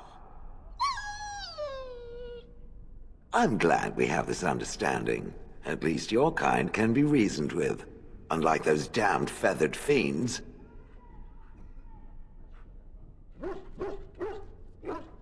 There is an intelligence behind those canine eyes of yours, dog. It occurs to me that the dog was forged in a way not unlike I was. Someone sought to create a useful tool, and they employed magic to create the dog. The only difference is that I apparently volunteered to become what I am. The dog has heard the tale, no? Good. I wonder, however, if the dog would have decided differently had it had a choice. Would it have remained a stupid and ineffective hound, but a happy one? I, too, struggle with this question. I wish I could remember the dwarf that I once was. I suppose the dog and I are not so different after all. Just keep your urine to yourself.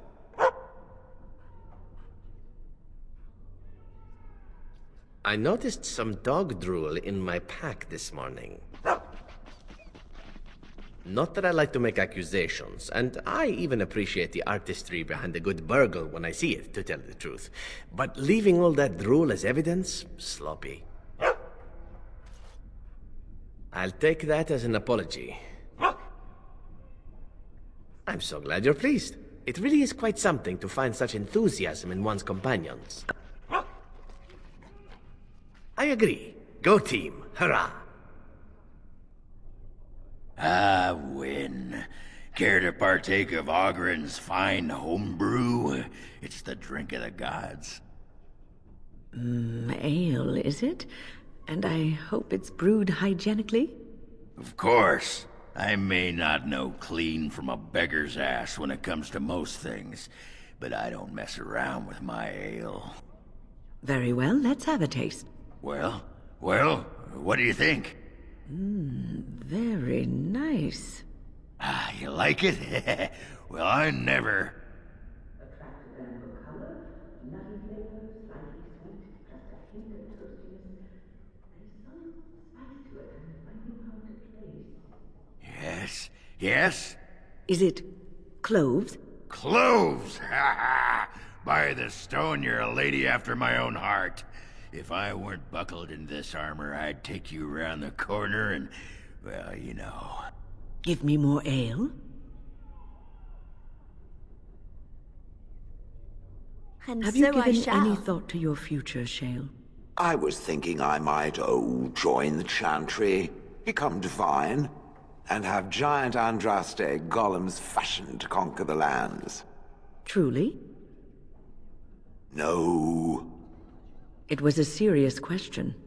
One day the quest of these Grey Wardens will be finished one way or another. What will you do then? The quest of the Grey Wardens is to destroy the Darkspawn, I thought. Oh, so you share a larger purpose with them? Is that your ultimate goal? I had not given it much thought. It might be better than slaughtering every bird in existence. Well, yes, at the very least. It's worth thinking about. Aye, sure. Why not? Pardon? Oh, I'd give you a roll. Why not? A roll? Aye, anytime. Preferably in the dark. I suppose I should be flattered. I'm not sure I have the equipment for that, but sure, whatever gets you working. I have a question it may be able to answer, Elder Mage. Must it always be Elder Mage? I'm not a wizened old crone just yet. Would it prefer mage well past her prime don't mind the sagging bits? You have an odd way of requesting answers to your questions. I'm curious about the abominations of the tower. Is it possible for such a creature to become human again? Yes, it is simply very difficult. It requires travel into the Fade. And? Is the mage the same afterwards as the mage was before? No, I have never met such a person, but no, they are changed forever. I understand. Thank you for the answer, wise one. So, Wynne, how'd you know so bleedin' much about ale? Have some tawdry tale of misspent youth to tell? Nothing quite so interesting, my friend. The tranquil mages of the Circle just happen to be alchemical miracle workers, and they brew more than just potions. There was always a pitcher or two of fine ale at our supper table. Well, bless my britches. Maybe when all this is done, I'll chat up one or two of them quiet mages. Tranquil. Tranquil, quiet, insipid. Same difference. Here, Of course. I bought you a towel, a bar of soap, and a razor while we were at the market. Aye? What is this for? You wash with it. I know what soap is, woman. What is this flimsy slip of metal? It's a razor. You shave with it. Shave? Any warrior worth his salt keeps his beard. That's what I keep telling Alistair. It's matted. It has stale food stuck in it. Oh, that's where that bit of herring got you. Anyway, it keeps my face warm. Doesn't have to be pretty.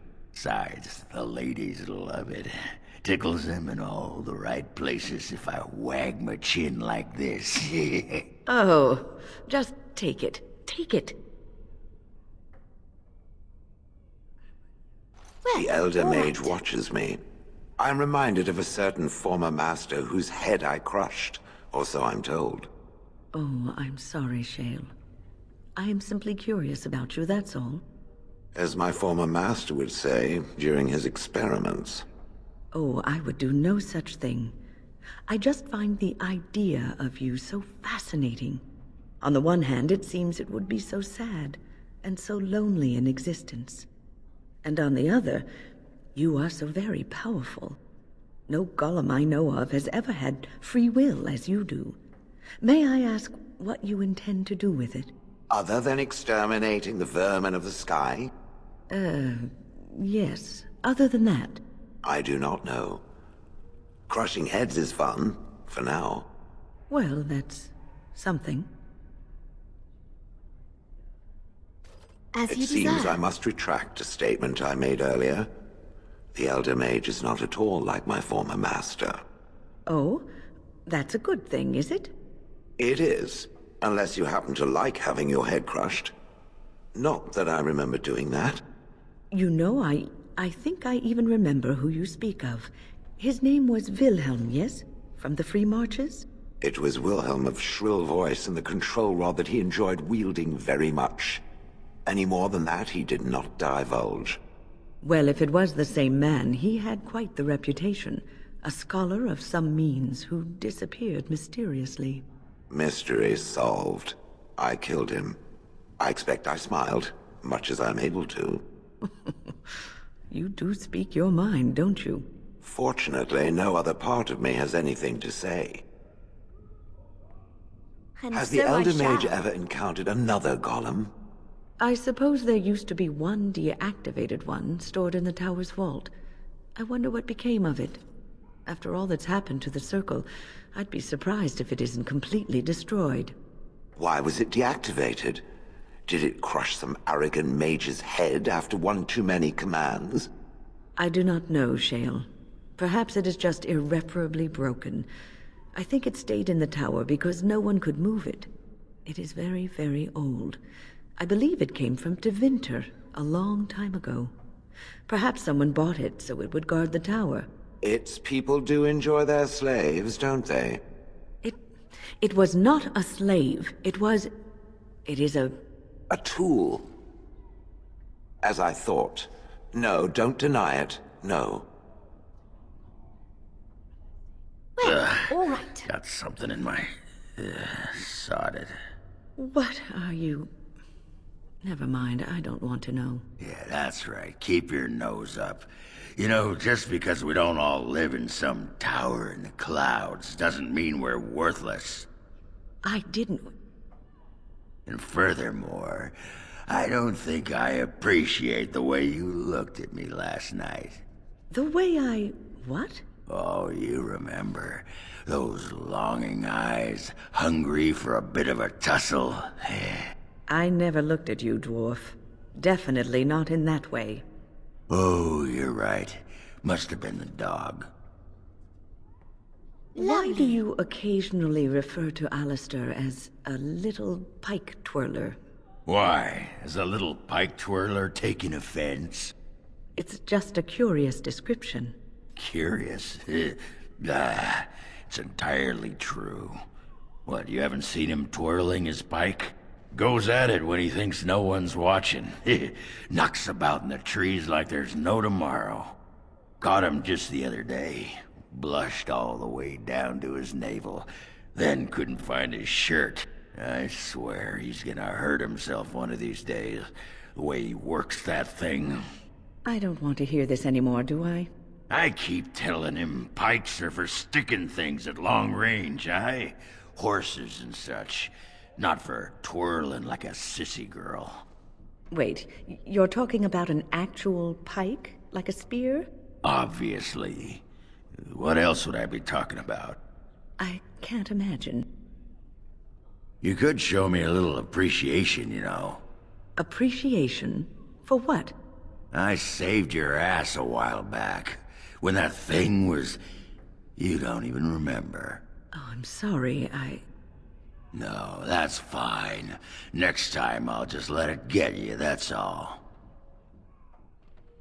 I have thought about what you said before, Shale. About slavery. It is profitable, so I am led to believe. It is wrong. And it is no more right to make a slave out of a golem. I think no one understood how golems were made, Shale. Perhaps we should have suspected, but no one knew. Golems were like spells. Useful. I am useful. I'm better than any fireball, that I'm sure of. It's not the same thing. When this is over, I will make certain that the Circle of Magi knows the truth. Your people should not be treated as objects. I have no people. I mentioned the slavery because I knew it would be bothered. No other reason. But it still deserves to... You are a very perverse creature, you know this? It almost wishes it had a control rod, no? So, I was thinking... Listen, dwarf. I am not interested in your innuendos, your propositions, or your bodily emanations. But Quiet. I just wanted... No. Keep it to yourself. I'm serious. Fine. Good. Thank you. Yeah, whatever. And so I shall. You were very quiet, Stan. Only compared to some.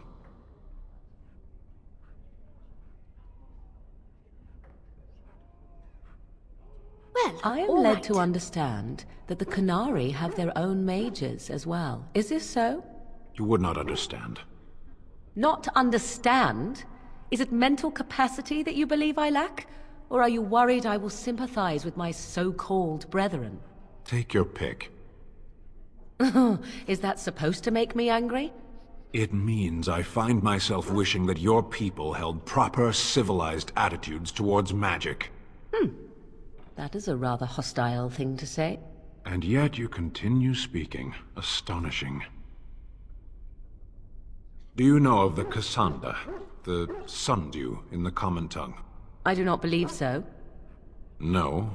You are so alike, I thought you kindred. What is that supposed to mean? What is the sundew? A flower. Oh? I am a flower, am I? How unexpected.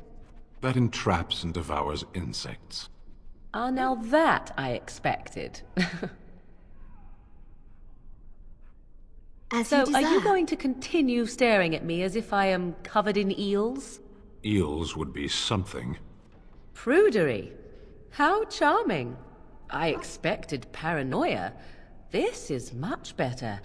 I prefer to be stared at lustfully, if at all. Keep trying, then. Oh? Then shall I demonstrate an act or two, and you may tell me hot or cold? I'll save time. Cold. You are a tease. As you desire.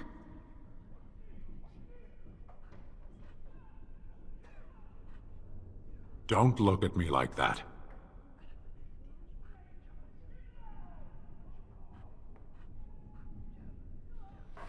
No, absolutely not. There is no time. We have work to do.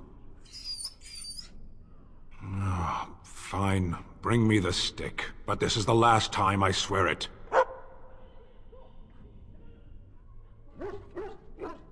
What do you want now? I don't understand you. Are you trying to say something about a child in a well?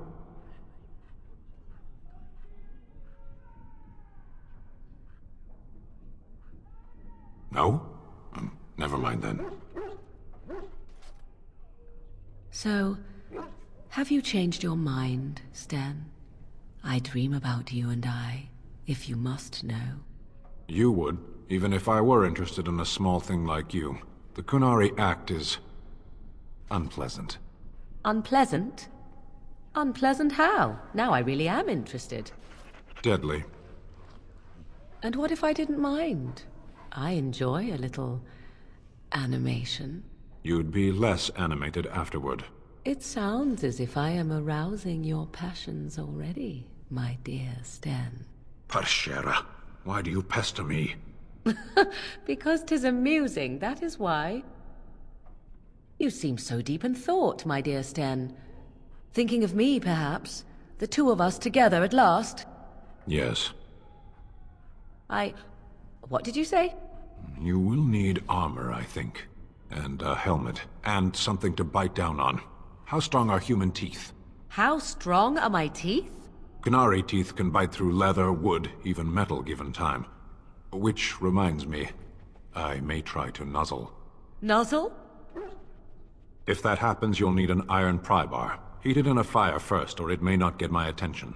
Perhaps it would be better if we did not proceed. Are you certain? If it will satisfy your curiosity. Yes. Yes, I think it is best. That is a most offensive odor. And you're looking at me? Should I be looking elsewhere? Have you forgotten about the fish you stored in your backpack, perhaps? I was saving it. Won't be ready for the lie for at least another day. Even the chastened did not have such disgusting habits, and they consumed the flesh of the dead. Fine, fine. I'll soak it in the lie now. Have it your way, Miss Squeamish. That's not what I... no, never mind. Just get it over with, quickly.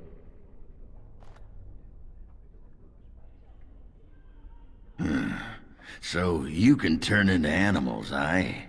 Like cats and wolves? When the desire strikes me. Have you ever, went into Banter? That's a most curious little mind you have, dwarf. And what if I had? Would that thought comfort you during your lonely nights? Have you ever changed during? Why are you suddenly asking me this? How do we know you're truly a woman, or even a human? You could be a chipmouse, or a nug. Imagine that. Why, yes! I am actually a nug in human form. I have come to observe your kind. Nugs are good with extra sauce. I'm just saying. Lay your hand on me once more, dwarf, and the moment shall be your last. Don't take it personally. I stepped on a rock. You don't want me to fall and break my neck, do you?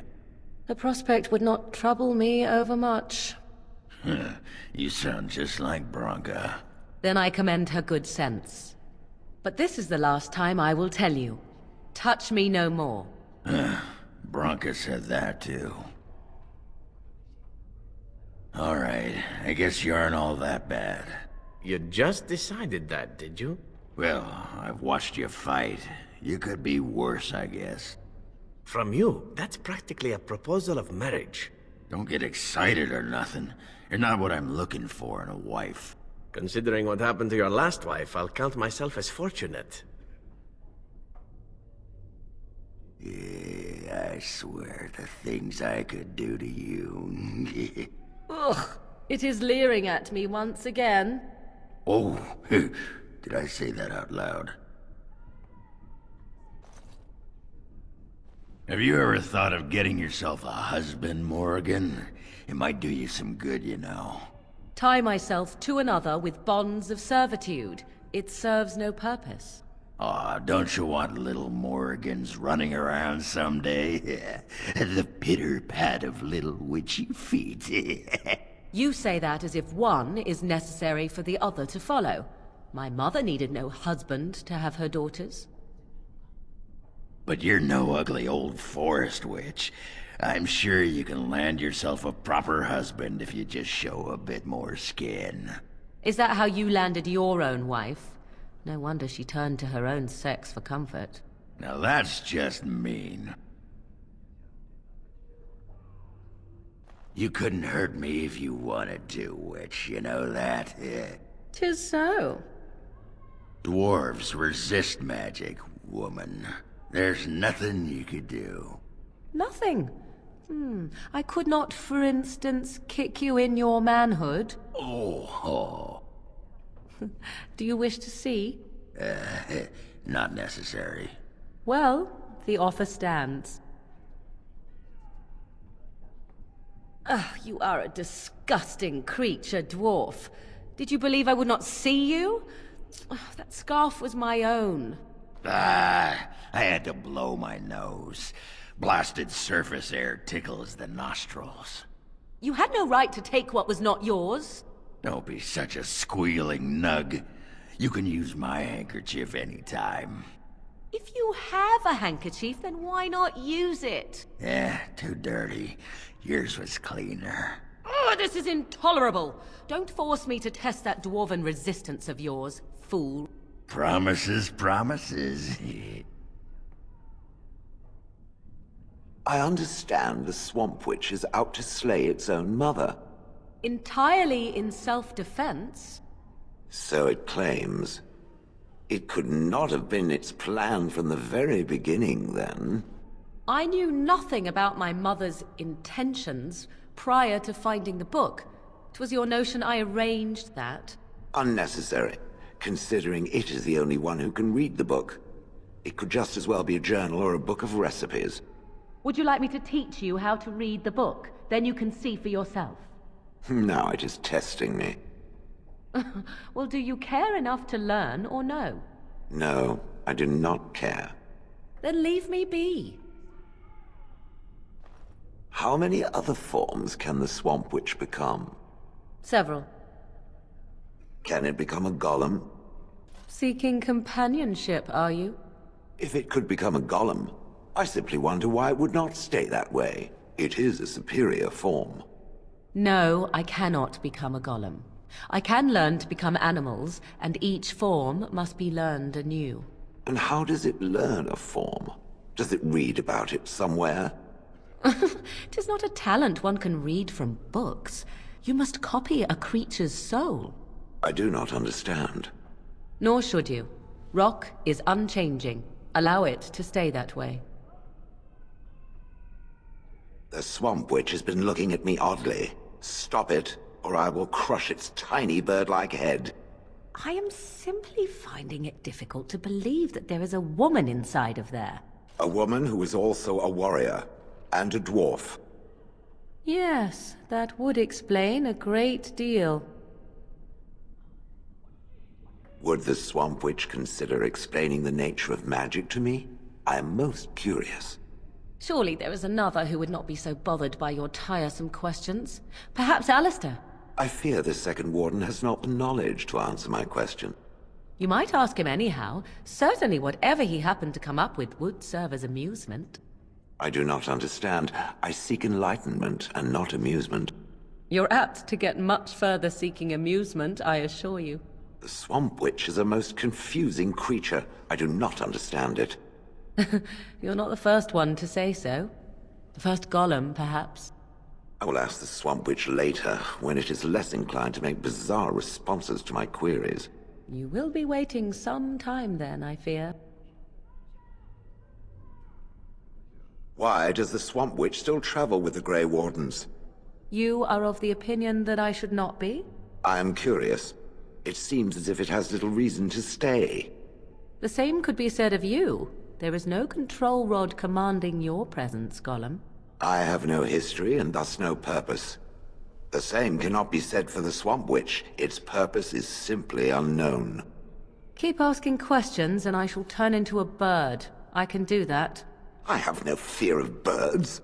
Oh, I didn't say you were afraid. I would simply hover out of reach. Hovering. Waiting until... Enough! I shall be silent. Excellent choice. I would still like to know how the Swamp Witch learns its forms. Eager, are you not? Does the golem wish to become human after all? A human is a soft and weak form. I desire no such thing. Then why the interest in shape-changing? Unless you secretly wish to become something other than what you are. Is that why the Swamp Witch learned? To escape her form? In a way. It was lonely to grow up in the wilds.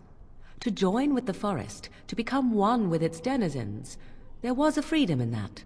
I think it would be an excellent talent for disguises.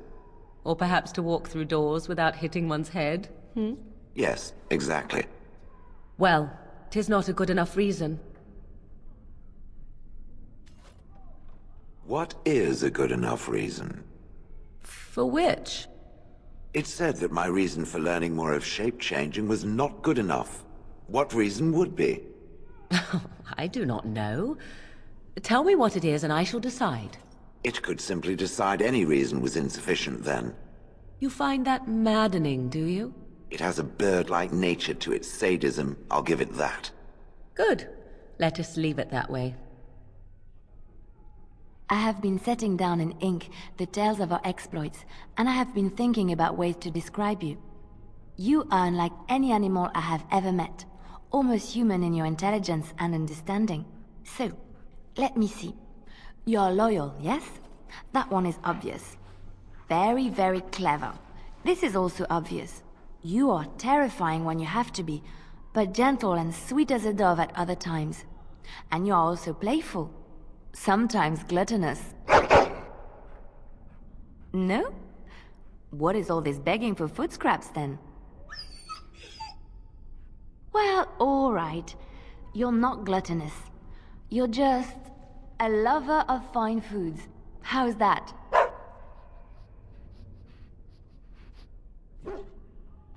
You're such a handsome dog. I think that every time I look at you. Lady Cecily, I lived with her after my mother died, had a dog. A small one bred to fit under the arm and in the lap. What did you name it? Oh yes, Bonbon. Oh, Bonbon was a terror. He would hide, you know, when he saw you coming. And then he would attack your ankles. Rather sharp teeth in the ankles. Very painful. He attacked me once. Latched onto my leg. I thought it was a diseased rat and kicked. Bonbon flew across the room and over the banister. He survived, but he never came near me after that. Lovely. Here, some smoked boar safe from supper. It'll do you good. I had a Mabari once. Adala, that was her name. We found her in the woodshed one night. She was still a pup then. We never figured out where she came from. My mother called her a gift from the Maker. And she really was. She was beautiful. She had a lovely chestnut brown coat and the most intelligent, understanding eyes. You would have liked her.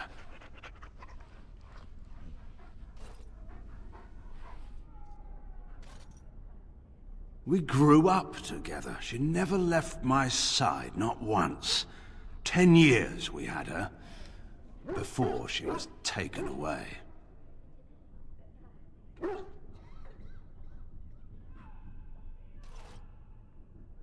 Another time, perhaps. Finish your snack.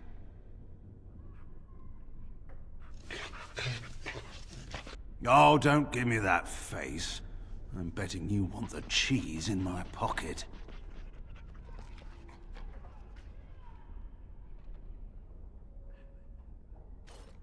Very well, here you go. Don't eat it all at once. Or do, whichever you prefer. I used to keep cheese in my pocket for Adala, too. I think the rinds were her favorite part. I mentioned she was taken from us, did I not? This was when Orlais still ruled, and it was an Orlesian lordling who took her.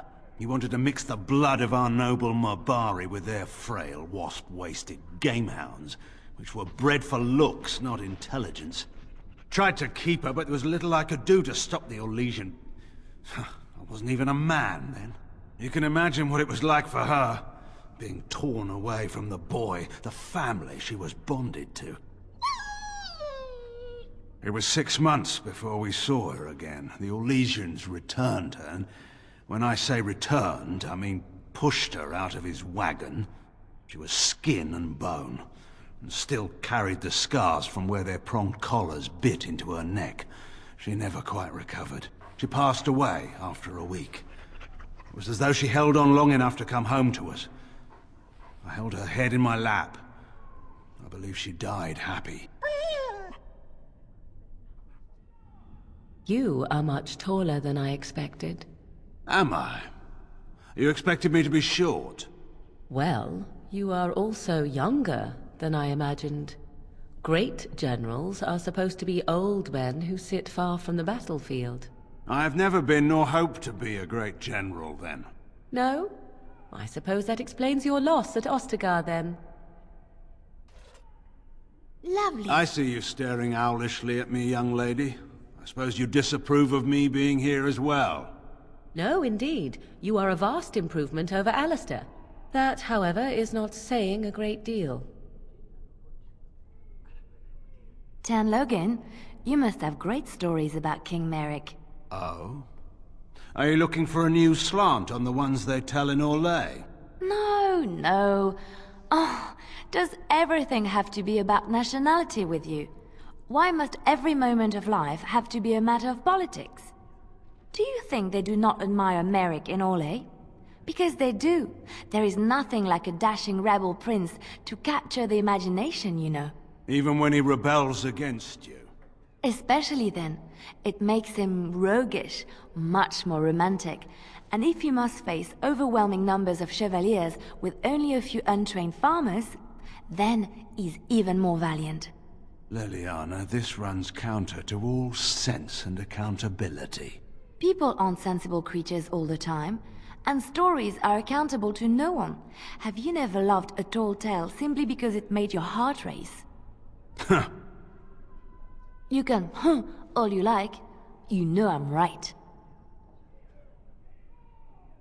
So, you're a Ferelden girl who decided to live in Orlais? I did not decide to live in Orlais. My mother took me there with her. I know how you feel about the Orlesians, but I am not one of them. You may as well be. You grew up there, your views and values are theirs. I've heard you speaking with the others. You find Ferelden unsophisticated, barely civilized. No, this is not true. You're painted to look like you're a Ferelden, but scratch the surface and find nothing but Orlais underneath. I didn't think it was a human practice, making a comrade of a defeated foe. It isn't. These are unusual circumstances. It is encouraging to see. Encouraging? How so? Perhaps your people are becoming more like Qunari. You could do worse. Do you mean to say that Qunari do make comrades of their beaten opponents? Qunari do not waste resources, and few are more valuable than lives. How exactly do you go about making your enemies work for you? We're a persuasive people, if you couldn't tell. Tell me, what did the Qunari come to Thedas for? You know the answer. Do I? Yes. Why did humans come here? Humans have always been here. Have they? The elves tell another story. That happened so long ago, it can reasonably be said that humanity has been in Thedas forever. You have a strangely short view of eternity, then. Why did you leave them? I beg your pardon? The men at Ostagar. They were your brothers in arms, were they not? They were. Your place was on the field. Do Qunari soldiers never retreat, then? We never need to. We do. So, is it Lord Logan? I'm no longer a Terran, nor even a knight. Address me without a title as you would any other Grey Warden. So just Logan, then? Correct. What's on your mind? You know who I am, yes? I was one of the crows you hired to kill the Grey Wardens. I thought you looked familiar. Well, I just wanted to report that I failed my mission, Logan. You don't say. I'm terribly broken up over it. Well, thank you kindly for informing me. You look as though you want to say something, Wynne. What's stopping you? You've never held your tongue for politeness' sake before. No, it's nothing. Why should that matter? Been plenty of occasions in the past when you've had nothing to say and said it anyway. Loudly, in fact. Loghain, you are not making this any easier.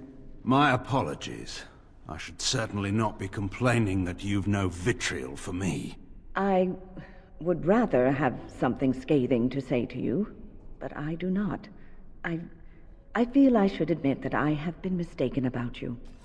As it is a rather brave thing to admit a mistake, I will only say thank you. Yes. Well, it won't happen again.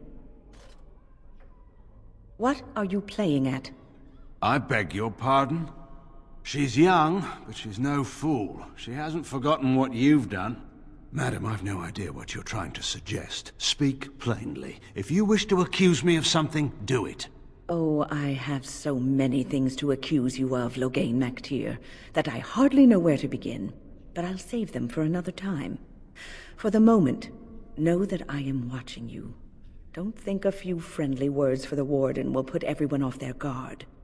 If watching me amuses you, madam, feel free. Now, if you don't mind, I have things to attend to. You can stop scowling at me, madam. Did I need your permission? I see. Fine. I confess. It was entirely my idea that Uldred consort with demons. I had a dastardly scheme in which the utter destruction of Ferelden's best weapon would benefit me personally. Are you satisfied now? Do you think your deal with Uldred was where you earned my contempt? I was at Ostagar. I witnessed Kaelin's murder. Such loyalty. What is that supposed to mean? Did you try to save him, then? My apologies. I was fortunate to escape with my life. So you didn't rush to your king's rescue? I see. And both of us left the boy to die. I was no general at the head of an army. I could never have reached him. And I had no magic that could break those Darkspawn ranks. But perhaps you think I ought to have tried regardless. No doubt the lives of mere soldiers are cheap in the eyes of the Circle. And what of all the soldiers who died with their king? Their lives were worth nothing to you. You think so, do you? I knew their names, mage, and where they came from. I knew their families. I do not know how you mages determine the value of things, but they were my men. I know exactly how much I lost that day. As you I've desire. seen you eyeing me, Wynne. Trying to watch for the moment when I turn on you. I thought you'd be more likely to attack me in my sleep, actually. Isn't that what you do? Strike when your quarry cannot defend themselves? You've made your point. I do not trust you, Loghain. I've become a Grey Warden. I've made promises. If I break them, my life is forfeit. That does not give me much reassurance. That's not something I can change. I will remain wary of you, Loghain, for a very, very long time to come. So what? Now we're supposed to be best friends? Bosom buddies? Sit around the campfire and sing together? Somehow, I've no desire ever to hear you sing, dwarf. Just don't start thinking that you belong here. Oh, I'm in no danger of that, I promise you. I saw a golem like you once, back when I was fighting in the army with Marek many years ago. Good for it. Could you be the same creature? You were more servile then. The pet of a mage in Arl Rendorn's employ. Do I strike it as servile? Not at all. Perhaps I'm mistaken. I would no doubt remember such sarcasm. Then we're in agreement. It could have won its battle. It knows this, surely. I am to be subjected to the golem's ruminations now. Charming. It said that it did what it had to do in order to protect its nation. But that is not quite true, is it? I have no idea what you're talking about, Golem. It could have slain the woman, Anora. Then it would have been made king long before any challenge could have been made. You are speaking of my daughter, if you're not aware. I am aware. It said, however, that it would do anything that it had to. But this was not true. I was unwilling to kill my own daughter, yes, that is true. You think me weak for it? I am uncertain. Had it known then what it knows now, would its decision have been different? No, I would not have killed her, even had I known. Then I am content. I apologize, Justice. I didn't mean to suggest you would become a demon. I should certainly hope not. I just wondered what relation there is between spirits and demons. Demons are a worry to any mage. I do not know what makes demons as they are. Such evil angers me, but I do not understand it. Well, I hope you never come to understand. I as well, mage. More than you could possibly know. Do you do anything besides ponder what is just and unjust? It is not all I do. It does, however, define my being. So you were born just? A little self-righteous baby of justice crawling around the Fade? I was not born. I simply am. I understand that you struggle against your oppression, mage. I avoid my oppression. That's not quite the same thing, is it? Why do you not strike a blow against your oppressors? Ensure they can do this to no one else. Because it sounds difficult? Apathy is a weakness. So is death. I'm just saying.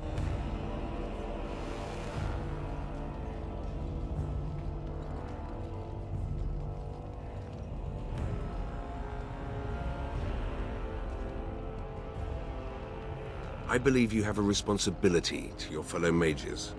That bit of self-righteousness is directed at me. You have seen oppression and are now free. You must act to free those who remain oppressed. Or I could mind my business in case the Chantry comes knocking. But this is not right. You have an obligation.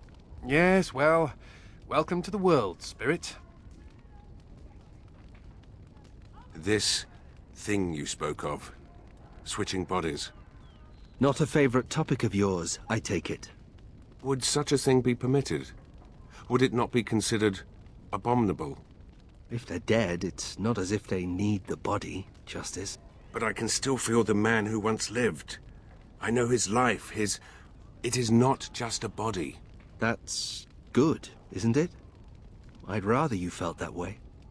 Perhaps you are right. What if you found a living body to possess? Even if I knew how, I would not possess the living. Such is an act for demons. What if the person were willing? Why would a mortal ever allow such a thing? For life, for love. Perhaps together you could do what they cannot do alone. If you gave instead of taking, I would consider you no demon. It is something to consider. Thank you, Nathaniel. My brother used to drink like you do, dwarf. Fun fellow to have around then, your brother. He could find his fun almost anywhere. And then he would vomit on your shoes. Ah, good times. Have you ever thought of returning to Orzammar? Not sure I can. Technically, I'm a surface dwarf now. Why, technically? You don't know for certain? It's not like they send you a letter. Congratulations, you've been ejected from the warrior caste. Do you care? Sometimes. Then I drink more and it goes away. Allow me to say, Sir Dwarf, that you are a frightening force on the battlefield. Is this a joke? I only let loose that time because I was surprised. No, it was a compliment. I don't get many of those. I don't see why. Your skills are... Okay, yes. I think I do see why. The chip on my shoulder hasn't replaced my head. Whoa! She's talking to me! Voluntarily! Check the sky for flying pigs. Forget it. I'm sorry. I couldn't help myself. Humans and their irrepressible urges. Well, have I ever all told right. you that I find tattoos on women incredibly attractive? Have I ever told you that I find most humans physically and morally repulsive? Good to know. Have I ever told you that I find tattoos on women incredibly attractive? Have I ever told you that I find most humans physically and morally repulsive? Good to know. When you were talking about the pretty brush, did you mean me? It can't be the first time someone has said you're pretty. And if it is? Then you mustn't talk to many people. Most people aren't worth talking to. As you You desire. escaped your circle, didn't you? Several times. But they always found me using my phylactery. Not that I minded being caught much. They always assigned the same Templar to track me down. Or perhaps she asked. I hope it's the latter. Ah, those long trips back to the tower. I in manacles, she glaring silently. The air practically sizzled. You escaped your circle? Repeatedly? For a woman? Well, not for her, but she made being caught more fun. That's me, always looking on the bright side. My fireballs are bigger than yours. It's not the size that counts, Falana. Did they tell you that in your circle? They were trying not to hurt your feelings. The Circle lied to me? Andraste's sword! My world is falling apart! I have been unmanned!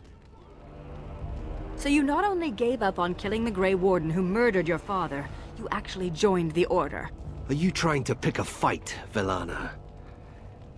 Baiting me like this is juvenile. I just wanted to know how you felt. How do you feel knowing you murdered all those people because you were too arrogant to check your facts? Warm and fuzzy. You're a terrible person. And your ears are clownish. What? Who's juvenile now? I found something under my bed at the keep. Something tells me it's yours. Miss Maggie. I remember her. She's not mine. She belonged to my sister, Delilah. Miss Maggie was her favorite doll. Miss Maggie appears to be missing her arms. Delilah and I had a fight. Then I ripped off Maggie's arms and hid them in places where Delilah would find them later. What a sweetheart you were. You should let Sir Pounce-a-lot out more. Must be stuffy in that robe. Out? You mean out to play with the Darkspawn? Such a great idea. All right, I see your point. What's it take to get that cold heart beating for Ogren? Not this again. Come on, don't tell me you wouldn't like to feel hot blood pumping through those dead Legionnaire veins. Ogren, I don't want to have anything to do with you or the words hot and pumping. Oh, I'll get through to you, lady. Ogren will just keep ramming up against that armor of yours. Go away, please. You're embarrassing. Why are you so resistant, woman? I'm not resistant. Really? Yeah, great. You, me, the bushes. Let's get those branches a-rustling. Sure. Just one question, though. Ooh, speak your mind, you spicy kumquat. I'm gonna prefer women by the time this is over, right? Oh, and she hits below the belt. I swear I saw you pick up a handful of dirt and sniff it back there. I didn't. You did. I saw you. Fine. But it smells good, like fallen leaves and sunlight. Aren't elves supposed to be close to nature? Figuratively. We don't stuff our noses in it. And Hey so there, I shall. Broody. I've got just the thing to cure that pout. Fine, Ogren. You win. Take me. Take me now. Why the hesitation? I want a big helping of that secret recipe of Ogren's. Served hot. What? I grew up in the slums of Dusttown. You think I haven't had my fair share of dusters? I knew it. You're all talk, Ogren. Deep down, you're scared of women. Is it true the dwarves are dwindling? The Darkspawn always at the gates of Orzammar, threatening to overwhelm you? Yes, and yes. It's only a matter of time. We elves are few in number, and every one of us is precious. But you You isolate your casteless, forbid them from bearing weapons. And you saw what happened in Kal Hiral. Yes, well, the noble caste has a stick up its collective butt. A stick called tradition. Why are you so loyal to your Legion of the Dead, and to Orzammar? Don't they hate you? They do. I'm casteless, so I'm worthless to them. And yet you'll give your life away to prove what? That I'm more than I say I am? You don't owe them anything. You don't need to prove your worth to them. Maybe I need to prove it to myself. Of course. You must be so close, dwarf. I'd prefer that you turn your head. Well, sorry for looking. I can't help that your womanly splendor is at eye level. What? I was referring to your... Oh, you weren't talking about... what were you talking about? Your breath, dwarf. The fell cloud that emanates from your gaping maw. They didn't call me the lady killer of Orzammar for nothing. Your skin is peeling. I hadn't noticed. Could I offer you a poultice? Something? Anything? The sight is quite distressing. I apologize, and I thank you for your offer, but nothing can be done. Christoph's body is dead.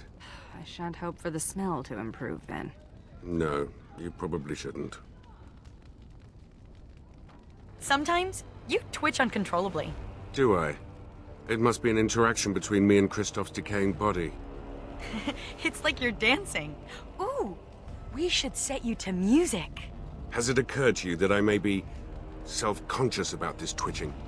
Oh, sorry, are you? No.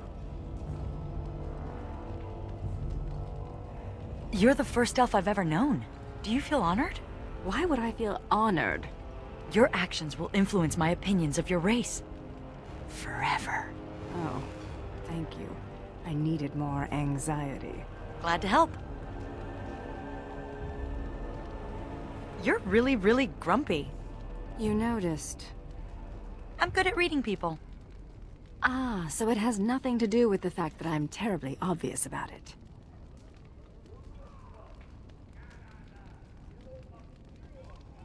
Am I correct in hearing that you are dead, dwarf? In a manner of speaking, yes. The body I inhabit is dead as well. I don't think that's quite the same thing, my friend. This thing you did. The murders of those men in the forest. What of it? What you did was wrong. You must make amends. And to whom should I make these amends? Those humans are dead, if you recall. You must make amends to humans. It was your condemnation of their race that led to your folly. I wouldn't expect that to occur anytime soon. Your ears are so pointy, like an animal. Did they make it easier for you to hear? Are you saying my ears are big? Not excessively so.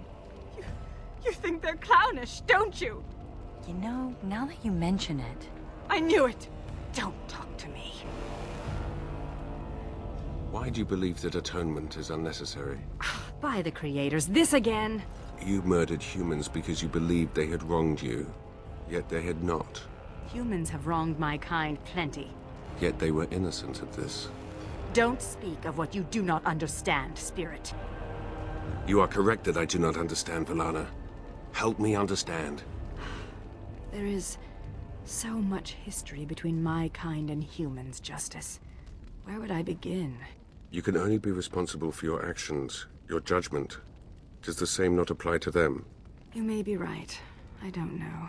And the atonement? I will atone when they do. How is it different? Excuse me? How is what different? How is your death different from mine? My death was symbolic. I entered the Legion and thus my old life ended. But I imagine death will catch up with me soon enough. Don't you worry. I do not worry. I was simply curious. So you believe you will die soon? Won't we all? I will not die. Not as you die. Spirits such as yourself can be slain in this world. Maybe you can too. That is a disturbing thought. Glad to be of service. And what will happen to you once Christoph's body is fully decayed? I do not know. Perhaps I will be drawn back to the Fade. Or remain here, bound to the tiny motes of dust that once were Kristoff. Do you think that's possible? I know less about this than you. How securely is your spirit bound to this body? Can you leave it? I could, if I chose to. Do you want to leave it? I do not know anymore. It seems you actually like this world. I do. I've had experiences I cannot even begin to explain. A pity that you'll soon fall apart. I could find and inhabit another corpse. A female body might offer a different perspective, wouldn't you think? If I die in your presence, you stay away from my body. You hear me? Your objection is noted. And so I shall. You appear to have a preoccupation with beverages, dwarf. Why is that? Beverages? I refuse to call them spirits. It is a humiliating word for your drink. Oh, you mean the booze. You should try it. If it makes one act like you, I think not. You're lost. As you Now desire. that you have a physical body, what do you plan to do with it? Serve justice, as I always have. I know what I'd do if I suddenly became a complete man. You're alluding to something. I know not what. You can't be that stupid. We have work to do. And Technically, so I shall. you're dead, right? Yes, technically. How does everything work? How do you grip your sword, for example? I do not know. I just do. Magic, I suppose. And, everything works? Everything's intact? All the plumbing? You are alluding to something. I know not what. Oh, come on! You speak often of bodily functions. Not half as often as they happen. But why this preoccupation? I have a mortal body, yet it provides me no such amusement. You have a dead mortal body. Try a living one sometime, and then we'll talk. Possess a living host? I would never. Tough break. Enjoy the corpse love. Of You course. have memories, right? Kristoff's memories. Yes. And Kristoff was married. You have memories of that, yes? Yes. Aha! So you must know what I'm talking about. Must I? Come on. Kristoff must have buttered the southern pony in his day. I do not believe Kristoff has ever seen a southern pony, let alone buttered it. What does that even mean? Nothing. It means nothing.